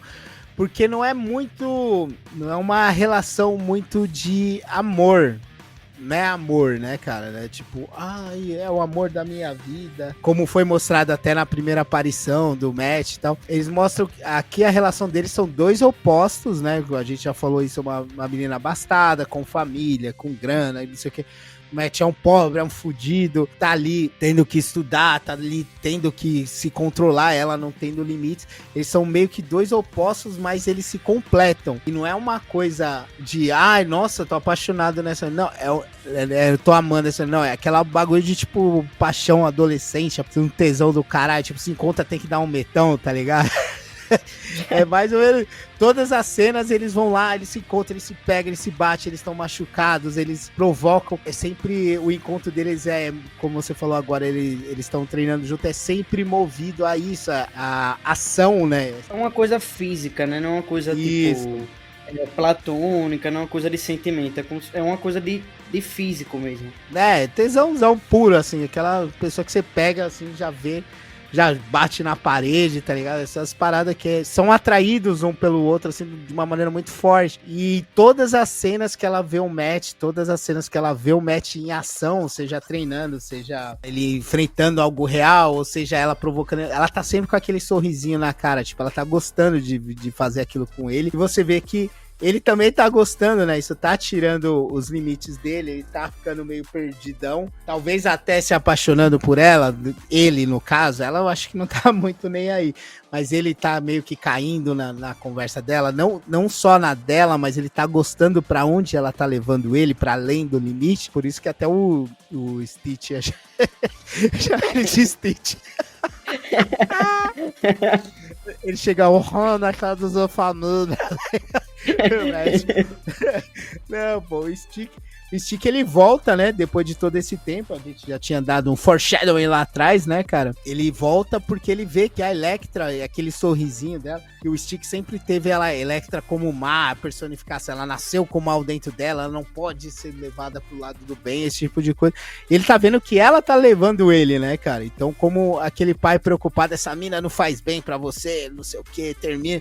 Ele volta pra falar justamente isso pro Matt, tá ligado? Tipo, ele vem disfarçado da missão, mas você vê que ele tá preocupado com o Matt, né, cara? Tipo, porra, mano, tá se perdendo aí, irmão. Vamos botar as coisas nos eixos. Ele fala pro Matt, né? Fique longe dela. Aí o Matt tá deitado nesse momento, né? Porque o Stick invade o quarto dele, né? Aí o Stick fala, cala a boca e ouve. Aquela guria é veneno. Está a caminho do outro lado e vai te levar junto. Já chega você ter fracassado comigo. Eu te mato antes que você se junte ao inimigo. Fique longe da Elektra. E ele apaga o Matt, né, depois, né? Você vê que é aquilo lá, né? Ele tá... É a mesma coisa daquela cena da decepção. Ele tá usando a missão como parâmetro, mas eu acho que é mais a preocupação com o Matt em si, né? Tipo, é bem aqueles pais fudido mesmo, assim. Falou, ó, mano, eu mato você, mas você não fica com essa mina, tá ligado? Sai fora. E o Matt, ele não segue, né? Ele continua atrás dela, ele continua aproveitando os momentos. Quem não, né? Quem não faria isso? Desobedecer o pai e lá. Fala, não, foda-se, tá ligado? Ele não vê o mal que ela é, até cita, né? Não é impossível, ela é um anjo, ela não é o mal e tal. Que ele vê ela como a libertação, é aquela parada do cara tá cego, né, cara?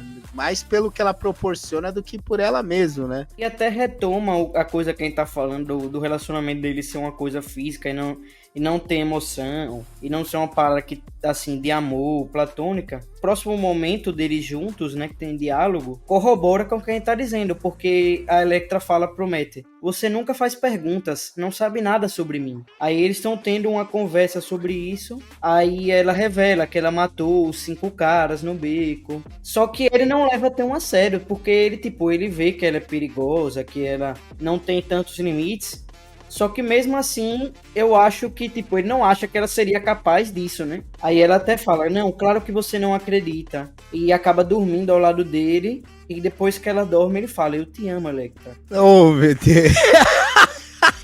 Parte meiga, né? Você vê que ele tá meio caindo no jogo, né? E quando ele fala isso, no outro dia, o pai dela morre, né, cara? O enterro do pai dela, né? No outro dia, né? Acredito que tenha tido algum time skip aqui, um salto temporal aqui no meio, porque já é o enterro do pai dela e ela tá indo embora, né, cara? Aí você vê quando é a despedida dela, que depois ela só vai retornar lá pra frente e tal.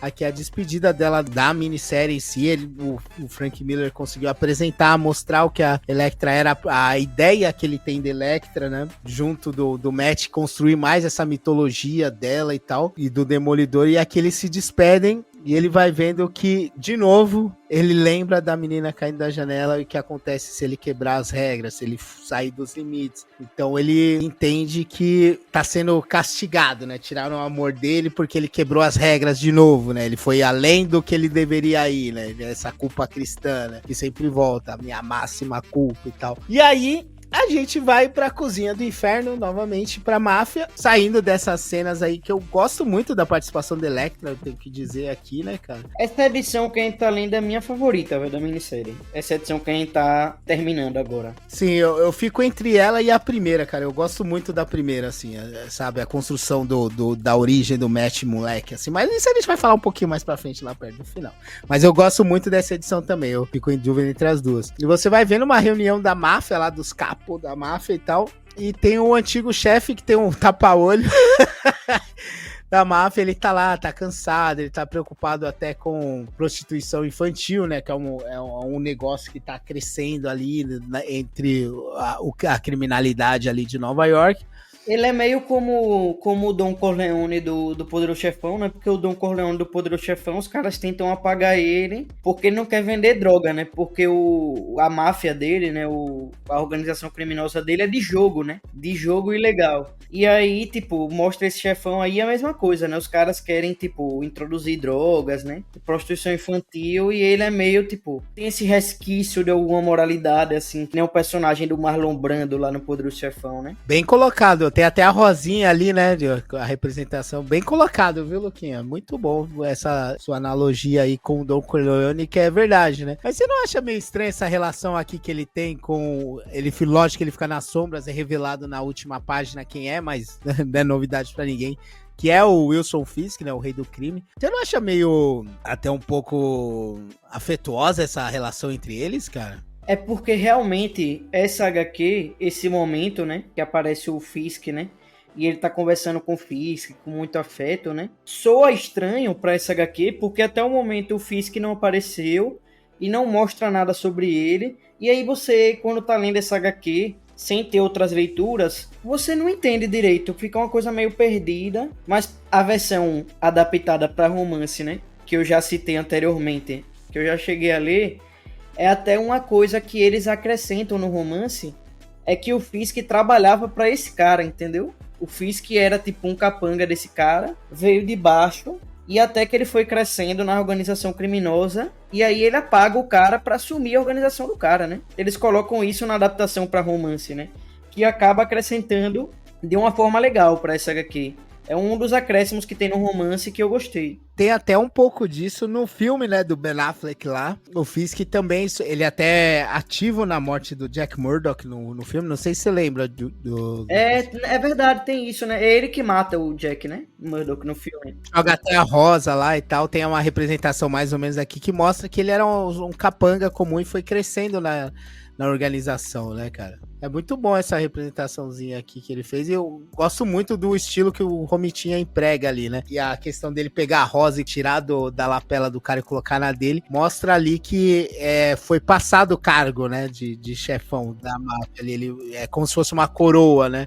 Coroasse aquele momento, né, cara? Pô, e o tamanho das mãos que o John Romita Jr. desenha, né? O tamanho das mãos do Fisk, né? E ele quebrando o pescoço do cara. É uma cena muito forte, né, velho? Muito boa. Muito boa, cara, muito boa. Aí a próxima edição ela começa com uma recapitulação aí dos primeiros capítulos, né? Contando novamente tudo que o Matt passou, mostrando cenas, centralizando como se a gente não tivesse lido até aqui, né? Eu imagino que seja para pegar os leitores que não leram, faz um resuminho para situar as pessoas e joga de novo a gente nessa questão da criminalidade de Nova York, né? Mostrando a ascensão do rei do crime e a formação do novo braço direito, né? O cara que tá lá para ser o assassino dele, o cara que é o homem de confiança dele, como ele foi do outro chefe. O outro chefe, eles falam o nome, Lucas? Eu não lembro, não, né? É Rigoletto. Rigoletto! Aí eles colocam esse novo cara aí no lugar do rei do crime, né? O Larks, se eu não me engano, esse é o nome dele, né, cara? Isso. Que outra coisa que o romance acrescenta, né? Que a versão romance acrescenta, é que esse Larks, quando o Fisk era um subordinado do outro chefão, né? Esse Larks era o parceiro dele. E aí depois que ele mata o chefão, né? Esse Larks passa a ser o braço direito dele, né? Sim, isso mesmo. Aí eles centram muito o início aqui de novo no Fisk, da sua ascensão, estabelecendo um novo passo, e mostra o Matt já estabelecido como um advogado, né? Ele já de volta à cidade, depois de já ter passado tudo aquilo com o Elektra, e mostra que ele tá de volta na cidade, tá lá, arrumou um emprego, ele volta até o local onde ele cresceu, na cozinha do inferno, enfrenta a nova gangue local lá. Pô, e essas duas últimas edições, não é que elas não são boas, elas são muito boas, mas eu acho elas um pouco abaixo das 3 anteriores, porque eu acho que a história, esse novo momento, né, que o Frank Miller quer contar, acho que acaba ficando um pouquinho corrido. Concordo com você, eu acho corrido e acho que a questão de desenvolvimento dos personagens já passou. Acaba dando uma estagnada, né? Os personagens acabam não evoluindo mais muito, né, dentro da história. Exatamente. Tem algumas coisinhas ali que é bem legal, mas como eu falei que reconta novamente as edições, eu acho que eles têm que voltar novamente, assim, pra poder evoluir, porque eu acho que a evolução de todos os personagens ali envolvidos, o Jack, Murdoch, a lembrança que ele teve, o Matt, a sua culpa que o guia até hoje, Elektra, o Fog mesmo, como alívio cômico e tal, todas as situações ali, o máximo que eles poderiam chegar, essas 3 primeiras edições eles fizeram. Agora eles precisam encerrar isso e mostrar como ele se tornou um Demolidor, mas aí eu acho que como ele não tem mais pra onde ir com os personagens, ele deixou principalmente o Matt no ponto que ele queria, faltando só uma coisinha, ele começa a inventar, ele põe a Mickey, se eu não me engano é o nome dela, ali no meio, né, o Frank Miller põe o rei do crime ali, que não precisava, né, eu acho que ele só quis fazer um paralelo do surgimento do Demolidor com a ascensão do rei do crime, mostrar que do mesmo jeito que a Elektra e o Matt estão ligados, o Demolidor e o rei do crime, eles estão ligados de alguma coisa, como se fosse o destino, sabe? E precisa também, nessas últimas 2 edições, né, ter uma impressão de que precisa ter um momento que tem um conflito físico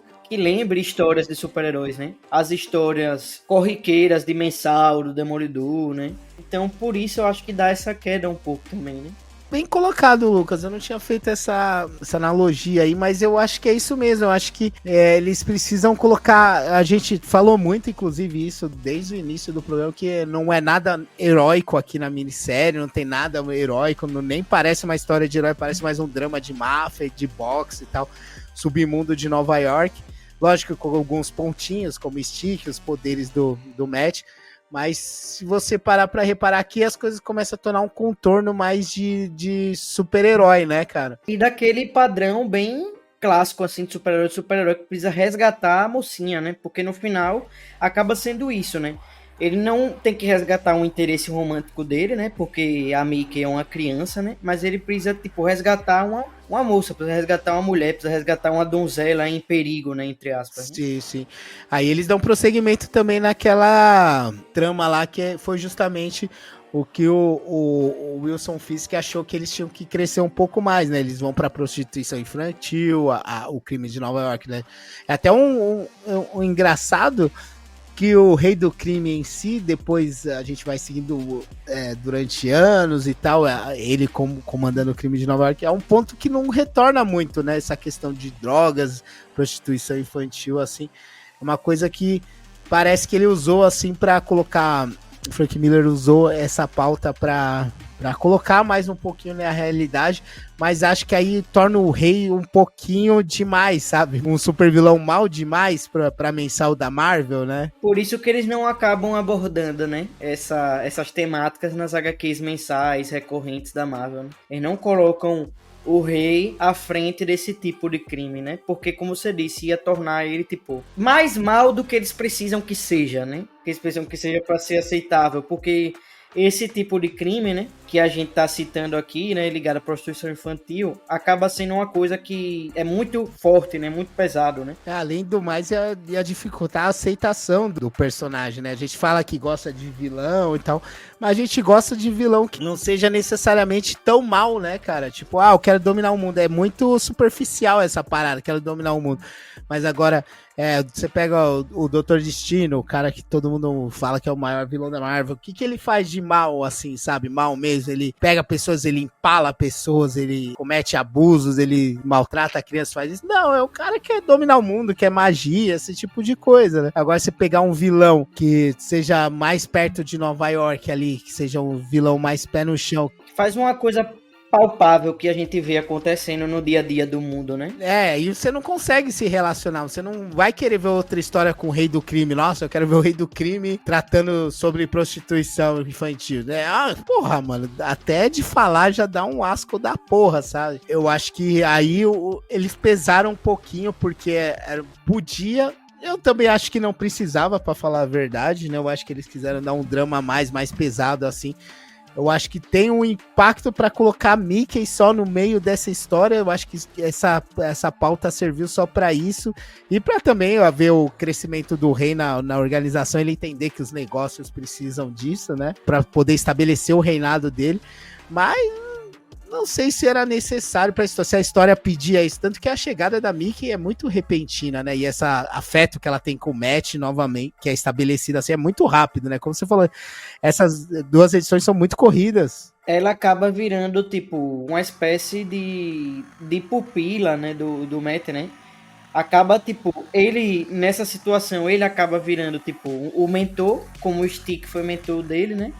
E ela vira, tipo... o pupilo, como ele foi do Stick, né? Sim, exatamente.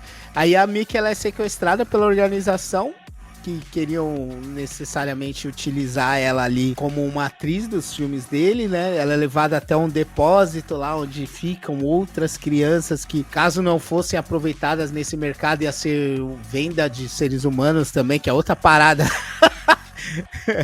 pesado pra caralho, muito próximo da realidade aí que a gente vê no mundo, assim. E o Matt, ele veste aquele uniforme padrão lá que a gente viu na Netflix, que eu acho um dos melhores uniformes do Demolidor, né? É aquele bem provisorião. Aí o resto da história é isso, é o Matt indo salvar a Mickey lá no meio dessa galera, onde tem mais crianças, aí a história vai se tornando mais heróica, né? Como você falou, tem a donzela em perigo, o super-herói indo salvar, ele até usa o cacetete que ele roubou lá na primeira edição do Policial. A violência aqui também, eu acho que ela é bem diminuída, não sei se você reparou isso também, Lucas, que das outras a gente via aquela visceralidade do Matt e tal, não sei o que, aquele tá batendo com cacetete no bando de bandido, mas só mostra ele dando uma porradinha em cada um e eles acordados no chão já, sabe, não tem toda aquela... Até tem um pouco de sangue, mas até a cor do quadrinho, né, do sangue, né, é uma cor atenuada, não é mais aquele vermelho, né? É uma cor assim, tipo, uma cor fantasia, né? Pra não parecer sangue de verdade. Sim,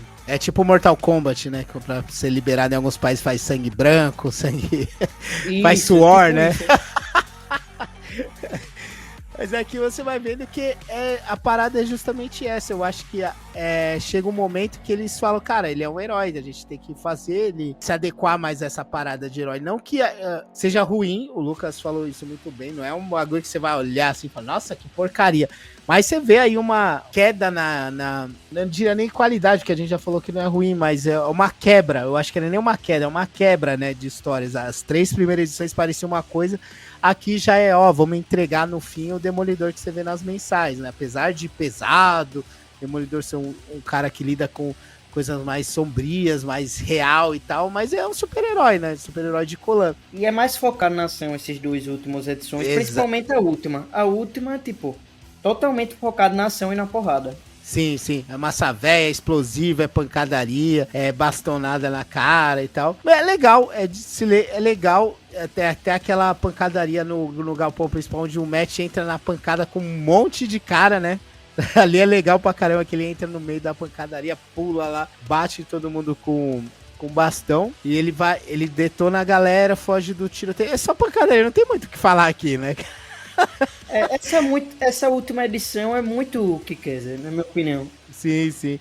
É só corre, pancadaria, joga Mickey pra lá, joga pra lá. Ele enfrenta a polícia novamente. Aqui ele até resiste um pouco, né? Porque tem alguém em perigo que tá chamando por ele, não é o caso dele lá que eles encontrou ele no Central Park lá, que era ele ali, só ele, no barato dele ali, mas aqui ele precisa ter cuidado com o que ele tá fazendo, porque alguém tá dependendo dele, ele não pode errar o suficiente pra ser impedido, né? Ele até se deixa ser preso numa cena massaveísmo do cacete, ele foge da viatura. Legal, é legal, cara. E vai perseguindo o Larks, que tá com a Mickey, né? Ele, depois da confusão dos galpões, ele pegou a Mickey e tá tentando se livrar dela, né, cara? Ele tá levando ela, mas Demolidor segue a menina. Aí vem uma parada meio controversa, né, cara? Que ele encontra os dois e o Matt aparece, assim, uma cena de impacto do cacete, assim, e ele fala, eu não quero matar você, solte a menina. Daí o cara fala, você deve estar louco, né? O Larks vira pra ele e atira, que pega no braço do Demolidor. E ele fala de novo, eu não quero matar você, solte a menina. Bem impassível, né? Aí o Larks atira nele pra matar dessa vez e o Matt defende. Eu acho até legal que até quebra o cacetete, né, com o tiro, né, cara? Você repara ali no canto. Eu acho bem que o Romitinha de novo tá picando aqui e você vê que ele não só defende, como ele rebate, né, a bala. Aí o cara fica impressionado, né? Ele fala, meu Deus, quem é você? Daí ele se chama, né? Ele adota aquele apelido dele, que ele ouviu como quando criança e tal. Ele fala, eu chamo de Demolidor, não quero matar você, solte a menina. Aí ele atira novamente, o Matt rebate e a bala vai parar bem no meio dos olhos dele. Aí é que tá o bagulho. Ele matou porque ele quis esse cara, não matou, mano? Matou de novo, né? Matou porque ele quis e ele esperava que isso fosse acontecer. Ele ficou o tempo todo, não quero matar você. Ou seja, já tava no intento de matar o cara, né? Ele não quer, mas se for preciso, ele vai, né? Ou seja, essa regra de não mato do Demolidor, assim, o Frank Miller já coloca que não é bem assim. Ele já matou as 3 pessoas já, né? Não sei aqui. Verdade. É isso que eu fico assim, Paula, pô, porque dava pra falar que foi sem querer de novo, né? Passar aquele pano, mas aqui é muito na cara que ele quis. Ele avisou o cara umas 5 vezes, tá ligado? E eu acho que é pra causar o impacto e mostrar o poder dele, né? Assim, não o poder, tipo, não sei o que, mas mostrar que ele é um cara a ser considerado. Tanto que o Rei do Crime, ele vai passando pela mente dele, vai jogando, assim, o corpo do Larks e mostrando o Rei do Crime, pensando, Demolidor, não sei o que e tal. Ele entendendo que é uma ameaça, tá ligado? Ele entendendo que acho que foi pra deixar claro isso pro próprio Rei do Crime, tá ligado? Tipo, fazer essa conexão entre os dois, assim, causar impacto. Ele é um cara perigoso, é um cara que tem que ter cuidado, é um cara que pode fazer alguma coisa, é um cara extremamente aí que tá pra atrapalhar o Rei do Crime. Eu acredito que seja isso, assim, mas é meio contraditório, né? É meio até off-topic, né, do que tá acontecendo nesse finalzinho da HQ que a gente tá falando aqui pro pessoal, né? Mas meio até off-topic. Aí a gente falou lá no início que essa HQ, né, muito referenciada, que ela acabou entrando, não era pra ser, mas acabou entrando pro cânone, né? Acaba sendo a origem definitiva, né, do Demolidor. Mas como até falei, é até, tipo, encaixar na cronologia, até fica contraditório. A gente releva, porque eu acho que pra você se divertir lendo o quadrinho, às vezes você tem que desconsiderar algumas coisas. Mas, por exemplo, o conflito inicial da fase do Zadasky, né? Eu referencio a fase do Zadasky aqui várias vezes porque eu gosto muito dessa fase. Mas o conflito inicial da fase do Zadasky, né? É porque ele, acidentalmente, o Demolidor, né? Acidentalmente, quando ele tá enfrentando os bandidos, ele acaba matando o bandido. E na história fala, né? Que é o primeiro que ele matou, não sei o que, alguma coisa assim, né? Meio que contradiz, porque aí ele já matou 3, só nessa HQ aqui, que é da origem, ele já matou 3 pessoas, né? Eu acho que é uma passagem de pano, porque a gente entende que é muito direto, que ele quis, assim, talvez não havia alternativa de se deixar, mas dá pra você passar um pano e falar que foi sem querer, ele só rebateu a bala ali e meteu na cara, principalmente esse último, né? A menina caiu da janela sem querer, dá pra você passar um pano, mas é que esse último é tão na cara que você tem que ser muito fila da puta falar que foi sem querer, tá ligado? Os outros até passa, não, tal, ele perdeu o controle.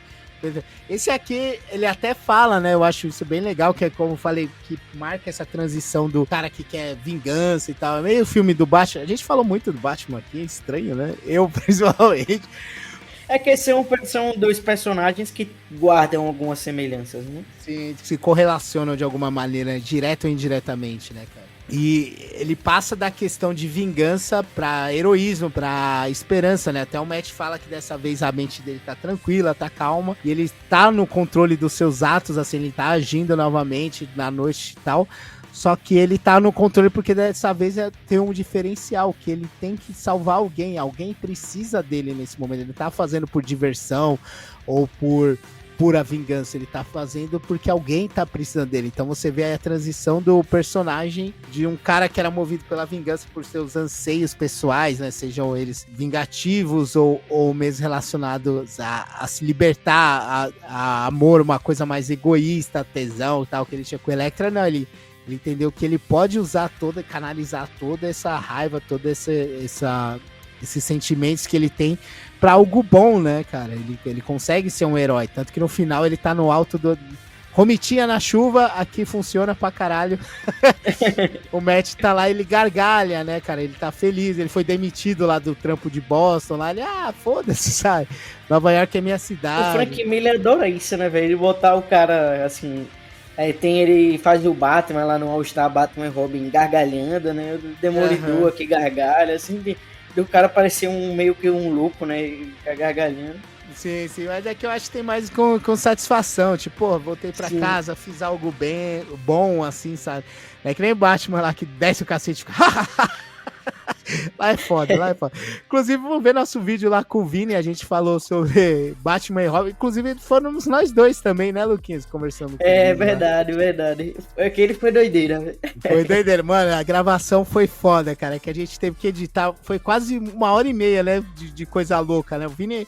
Melhor pessoa que tem. Inclusive, ele voltou pra depois falar também sobre o Demolidor do Mark Waid, né? Que tá saindo agora. Mas vamos acabar agora o Homem Sem Medo. A gente tá nas cenas finais, depois deles terem resolvido, depois do rei entender lá quem é o Demolidor, o perigo que ele representa. A gente vê o Matt e o Fog escolhendo, assim, na cafeteria, lá no barzinho, escolhendo qual vai ser o nome da firma deles, né, de advogados, e decidem tirar no cara ou coroa, e aí se empolga um pouquinho, a moeda acaba indo parar do outro lado da cafeteria, e quem segura é o Stick. Aí o Stick vai lá, fala pro Matt cuidar da retaguarda dele, etc, mas que mandou bem aí, que ele tá de volta ao caminho, né, ele tenta dizer isso de uma maneira mais sucinta, e ele fala que deu coroa, então vai ser Nelson e Murdoch, né, não Murdoch e Nelson, o nome da firma, né, cara, ele fala que o nome dele... Esse é um momento engraçado, é um momento divertido, né. É engraçadinho, é leve, né? Eu acho que esses momentos finais do quadrinho aí serve pra estabelecer, deixar pronto pro Demolidor. Ó, foi assim que começou e é isso. Porque ele vai lá, põe o Rei do Crime ali como o maior vilão do Demolidor, ele põe o Stick de volta, aceitando o Matt, né? Porque o Matt voltou pra esse caminho heróico e tal. Ele... aceitando o nome Demolidor, que antes era um peso pra ele, né, cara? Ele odiava esse nome, era uma coisa que lembrava ele só do pior, dele apanhando, da molecada e tal. E aqui, as últimas fases é que ele usa isso como um emblema, que todos os valentões e tal, o pessoal que cuida de armas, que cuida do crime de Nova York, que sempre tá fazendo mal, eles têm um inimigo, que é esse Demolidor, aquele moleque que aguentava todas as suas surras quietão e tal. Agora ele vai revidar, ele vai ajudar as pessoas, e ele faz o uniforme e pula lá mostrando até a evolução, né, do uniforme. uniforme dele. Exatamente, você vê saindo lá daquele primeiro uniforme, que era o maiôzão. Pelo menos nessa versão que eu tô lendo da Abril, não tem cor os uniformes, ele tá no meio da fumaça, né? É isso mesmo, não mostra que é amarelo, né? Isso, ele tenta dar uma camufladinha, mas você vê lá que é o uniforme original, o amarelo, até chegar no uniforme que ele usava na fase atual, assim, por se dizer, lá dos anos 90, chegando no uniforme mais moderno, né? Mostrando a evolução, assim, até é um paralelo com você, pra você ter uma ideia, você que não tem o gibi aí pra ver, é mais ou menos aquela capa do Bruno Redondo, né, do Asa Noturna, é bem parecido com aquilo. Isso, o conceito é parecido, de mostrar a evolução do Asa Noturna, do uniforme do Asa Noturna, né? Sim, até esse último uniforme que mostra é a capa do último encadernado da Panini, né, que era aquele com a tarja, né, o Essenciais ou é o Vintage? Ele saiu na coleção Essenciais. Ah, esse sim é um quadrinho essencial. Compre essencial, tô brincando. Cara, e aqui encerra numa splash page bonita, de novo, de Frank Miller. Ó, é que quando vai falar bem eu não consigo... Do Romitinha. Exatamente.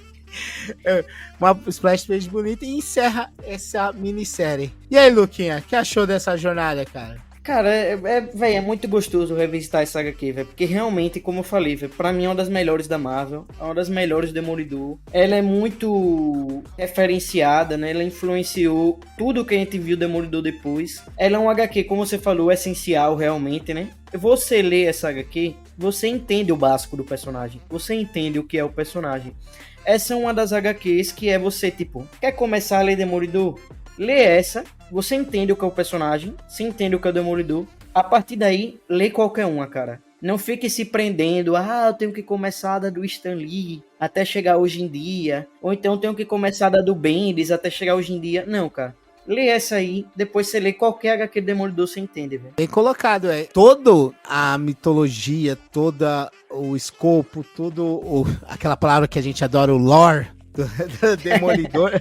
O Frank Miller estabeleceu no run dele ali e tal.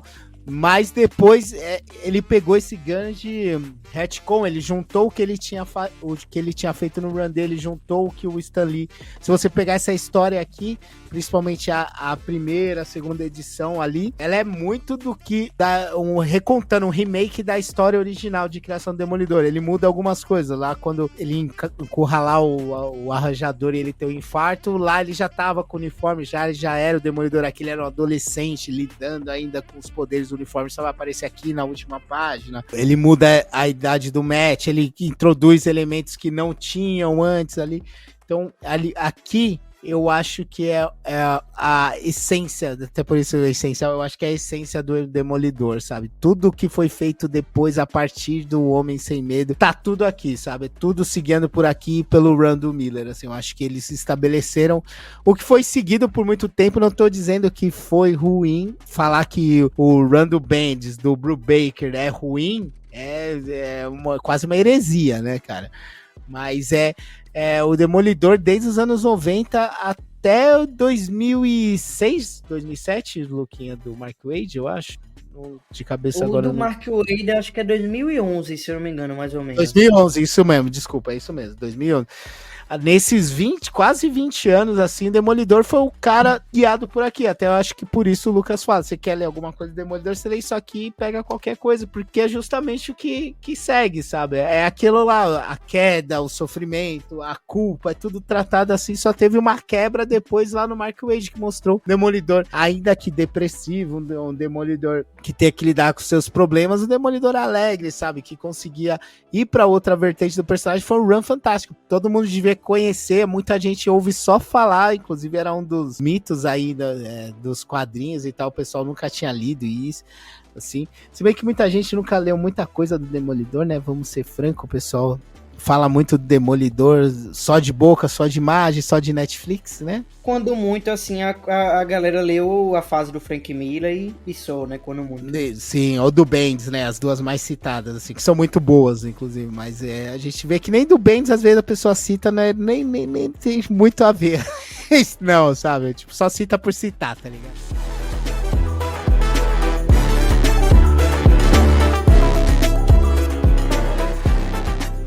Lucas, Foi um prazer gravar aqui com você novamente, 2h30 aí de conversa sobre Demolidor, muito bom, sobre o melhor run do Demolidor, e eu queria saber de você as suas melhores e piores partes, e uma notinha pra esse quadrinho aí, encerre aí sua fala sobre. Eu vou colocar, né, como é, a carroça na frente dos bois, e vou dar a primeira nota, pra mim é nota 10, eu vou 10, apesar do finalzinho, assim, que a gente tem umas críticas, eu vou 10, que eu acho muito foda, essa HQ aí. E, cara, melhor momento pra mim eu vou das edições 1 a 3, porque eu acho a melhor parte realmente dessa minissérie. Mas, em especial, como meu momento preferido mesmo, eu vou com a edição 3. Pra mim, é a melhor edição dessa minissérie, porque, pra mim, o melhor momento dessa minissérie é um momento que é focado no Demolidor e na Elektra. É um momento que é focado no Matt e na Elektra.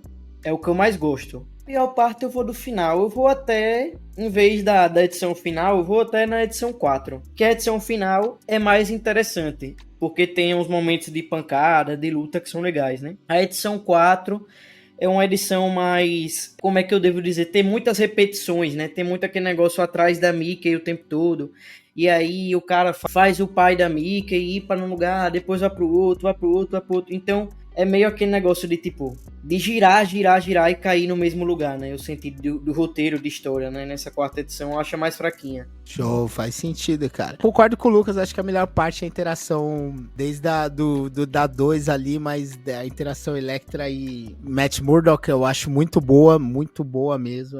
Umas narrativas legais, textos legais, imagens legais, aprofundamento e desenvolvimento de personagens legais. Mas já que o Lucas usou essa, eu não vou me repetir aqui com ele, apesar de eu já ter repetido, né? Mas tudo bem.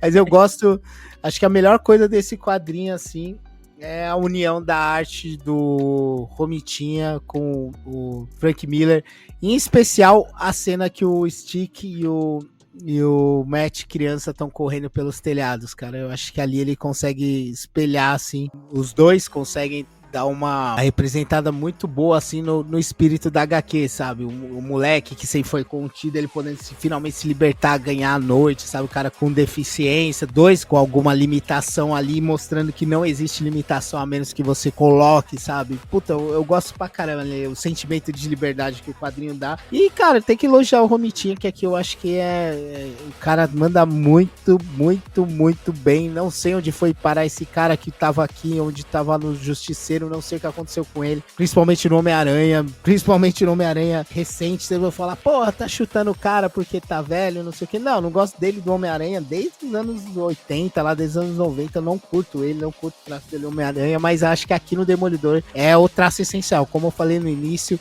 o Romitinha, eu acho que quando eu penso no Matt Murdock, quando eu penso no Demolidor, sabe, a primeira imagem que vem na cabeça é o dele, sabe? Então eu acho que essa cena aí do telhado dos dois coelhos eu acho linda, maravilhosa. Aquela da lua também é maravilhosa. A narrativa ali da parte que ele fica cego também é incrível. Eu acho perfeito. É uma HQ muito boa. Tem esses deslizes no final, também concordo com o Lucas que esse vai e vem da Mickey, esse aí não tem como fugir. Vai e vem da Mickey, leva pro lugar, vai pro outro, vai pro lugar, vai pro outro.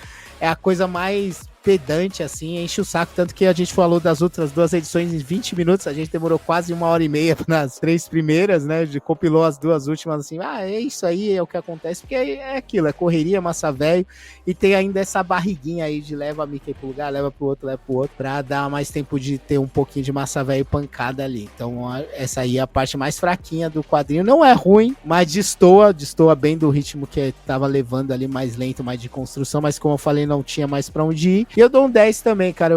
Apesar de ter esse probleminha ali, não é nada que vai rebaixar a HQ, nada que você fala, nossa, isso aqui é uma merda. É legal também, complementa e acho que entrega o personagem pro mundo, assim, como ele entrou na cabeça da galera, sabe? Tipo, aqui foi pegar um recorte da vida do cara e devolver ele pro mundo como a gente já conhecia. Então, acho que valeu bem, querendo ou não, e não consigo colocar defeito. É 10 de 10, 10 pro Frank Miller, 10 pro Romitinha. Puta história aí, e que bom que a gente resolveu falar dela aí no 60 anos do Homem Sem Medo, que acho que é um dos melhores personagens da Marvel, um dos melhores personagens já criados.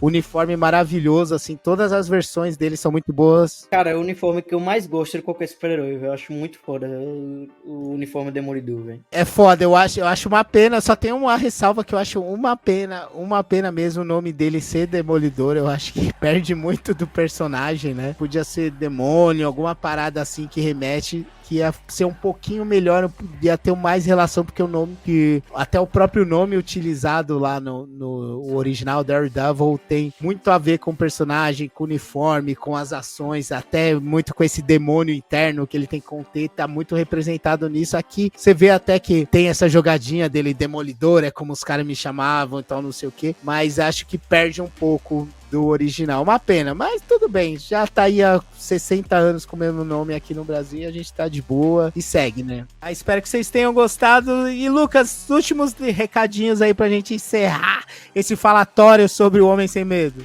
O último recadinho, quero pedir para o pessoal seguir o nosso podcast no Spotify, no Deezer, na Amazon Music, né? Se inscrever no nosso canal do YouTube, Reitesaço, né? E ativar o sininho, deixar o like também lá nos vídeos, comentar também, você pode comentar no nosso podcast, você pode comentar aí pelo Spotify, o Spotify colocou espaço de comentários, né, para os podcasts, então você pode comentar, falar o que você achou, se você concorda, se você discorda, se você acha que a gente falou muita merda, se você acha que a gente falou alguma besteira, se a gente falou alguma coisa errada, pode corrigir, pode falar aí, pode avaliar também o nosso podcast no Spotify. Fiquem à vontade para fazer o que vocês desejarem. Show. Queria agradecer de novo aqui o Lucas aí, se predispôs a gente ficar quase 3 horas aqui falando sobre o Demolidor, que é uma coisa que a gente gosta muito. Já te amo pra caramba esse podcast, né, Lucas? Eu já ter rolado aí. Inclusive hoje eu me atrasei um pouquinho, mas, cara, obrigado aí. Obrigado você, audiência também aí que tá ouvindo a gente. A gente sabe que não são muitos, mas são valorosos. Um dia a gente chega nos pés aí que dá pra igualar com os outros podcasts consagrados aí, mas mandar um beijo, um abraço pra todo mundo, pro Dani, pro Luquinha, pro Demolidor, pro Frank Miller, pro Romitinha. Mas é isso aí, segue a gente nas outras redes sociais, usem os nossos linkzinhos aí pra ajudar no projetinho, se você gostou da gente falando aqui horas sem parar sobre um dos melhores, se não o melhor personagem da Marvel, tirando o Homem-Aranha, vai aí, usa nossos linkzinhos, que uma porcentagem de todos eles estão, ele atrai aí pra gente, compra seu carro, compra sua TV, seu gibizinho, sua caneta, seu furry, sei lá, o que você quiser, a gente tá aí e pra contribuir usando o nosso linkzinho da Amazon, Panini e Shopee. A gente também manda aí no nosso canal ali de descontos, a gente sempre manda os descontos que estão acontecendo naquele momento, naquele dia lá, as porcentagens que realmente vale a pena, então pode entrar neles, os links vão estar disponíveis aí embaixo. Mas acho que é isso, já se alongamos demais. Lucas, muito obrigado. Obrigado a você, ouvinte. E deixa um comentáriozinho lá, a gente vai ler aí no próximo, se vocês deixarem por lá, um comentáriozinho de vocês. E é isso aí, já me enrolei demais. Vambora aqui. Parece o início, né? Quando eu enrolei na apresentação. Então vamos nessa, tá? Beijinhos, galera. Valeu. Valeu.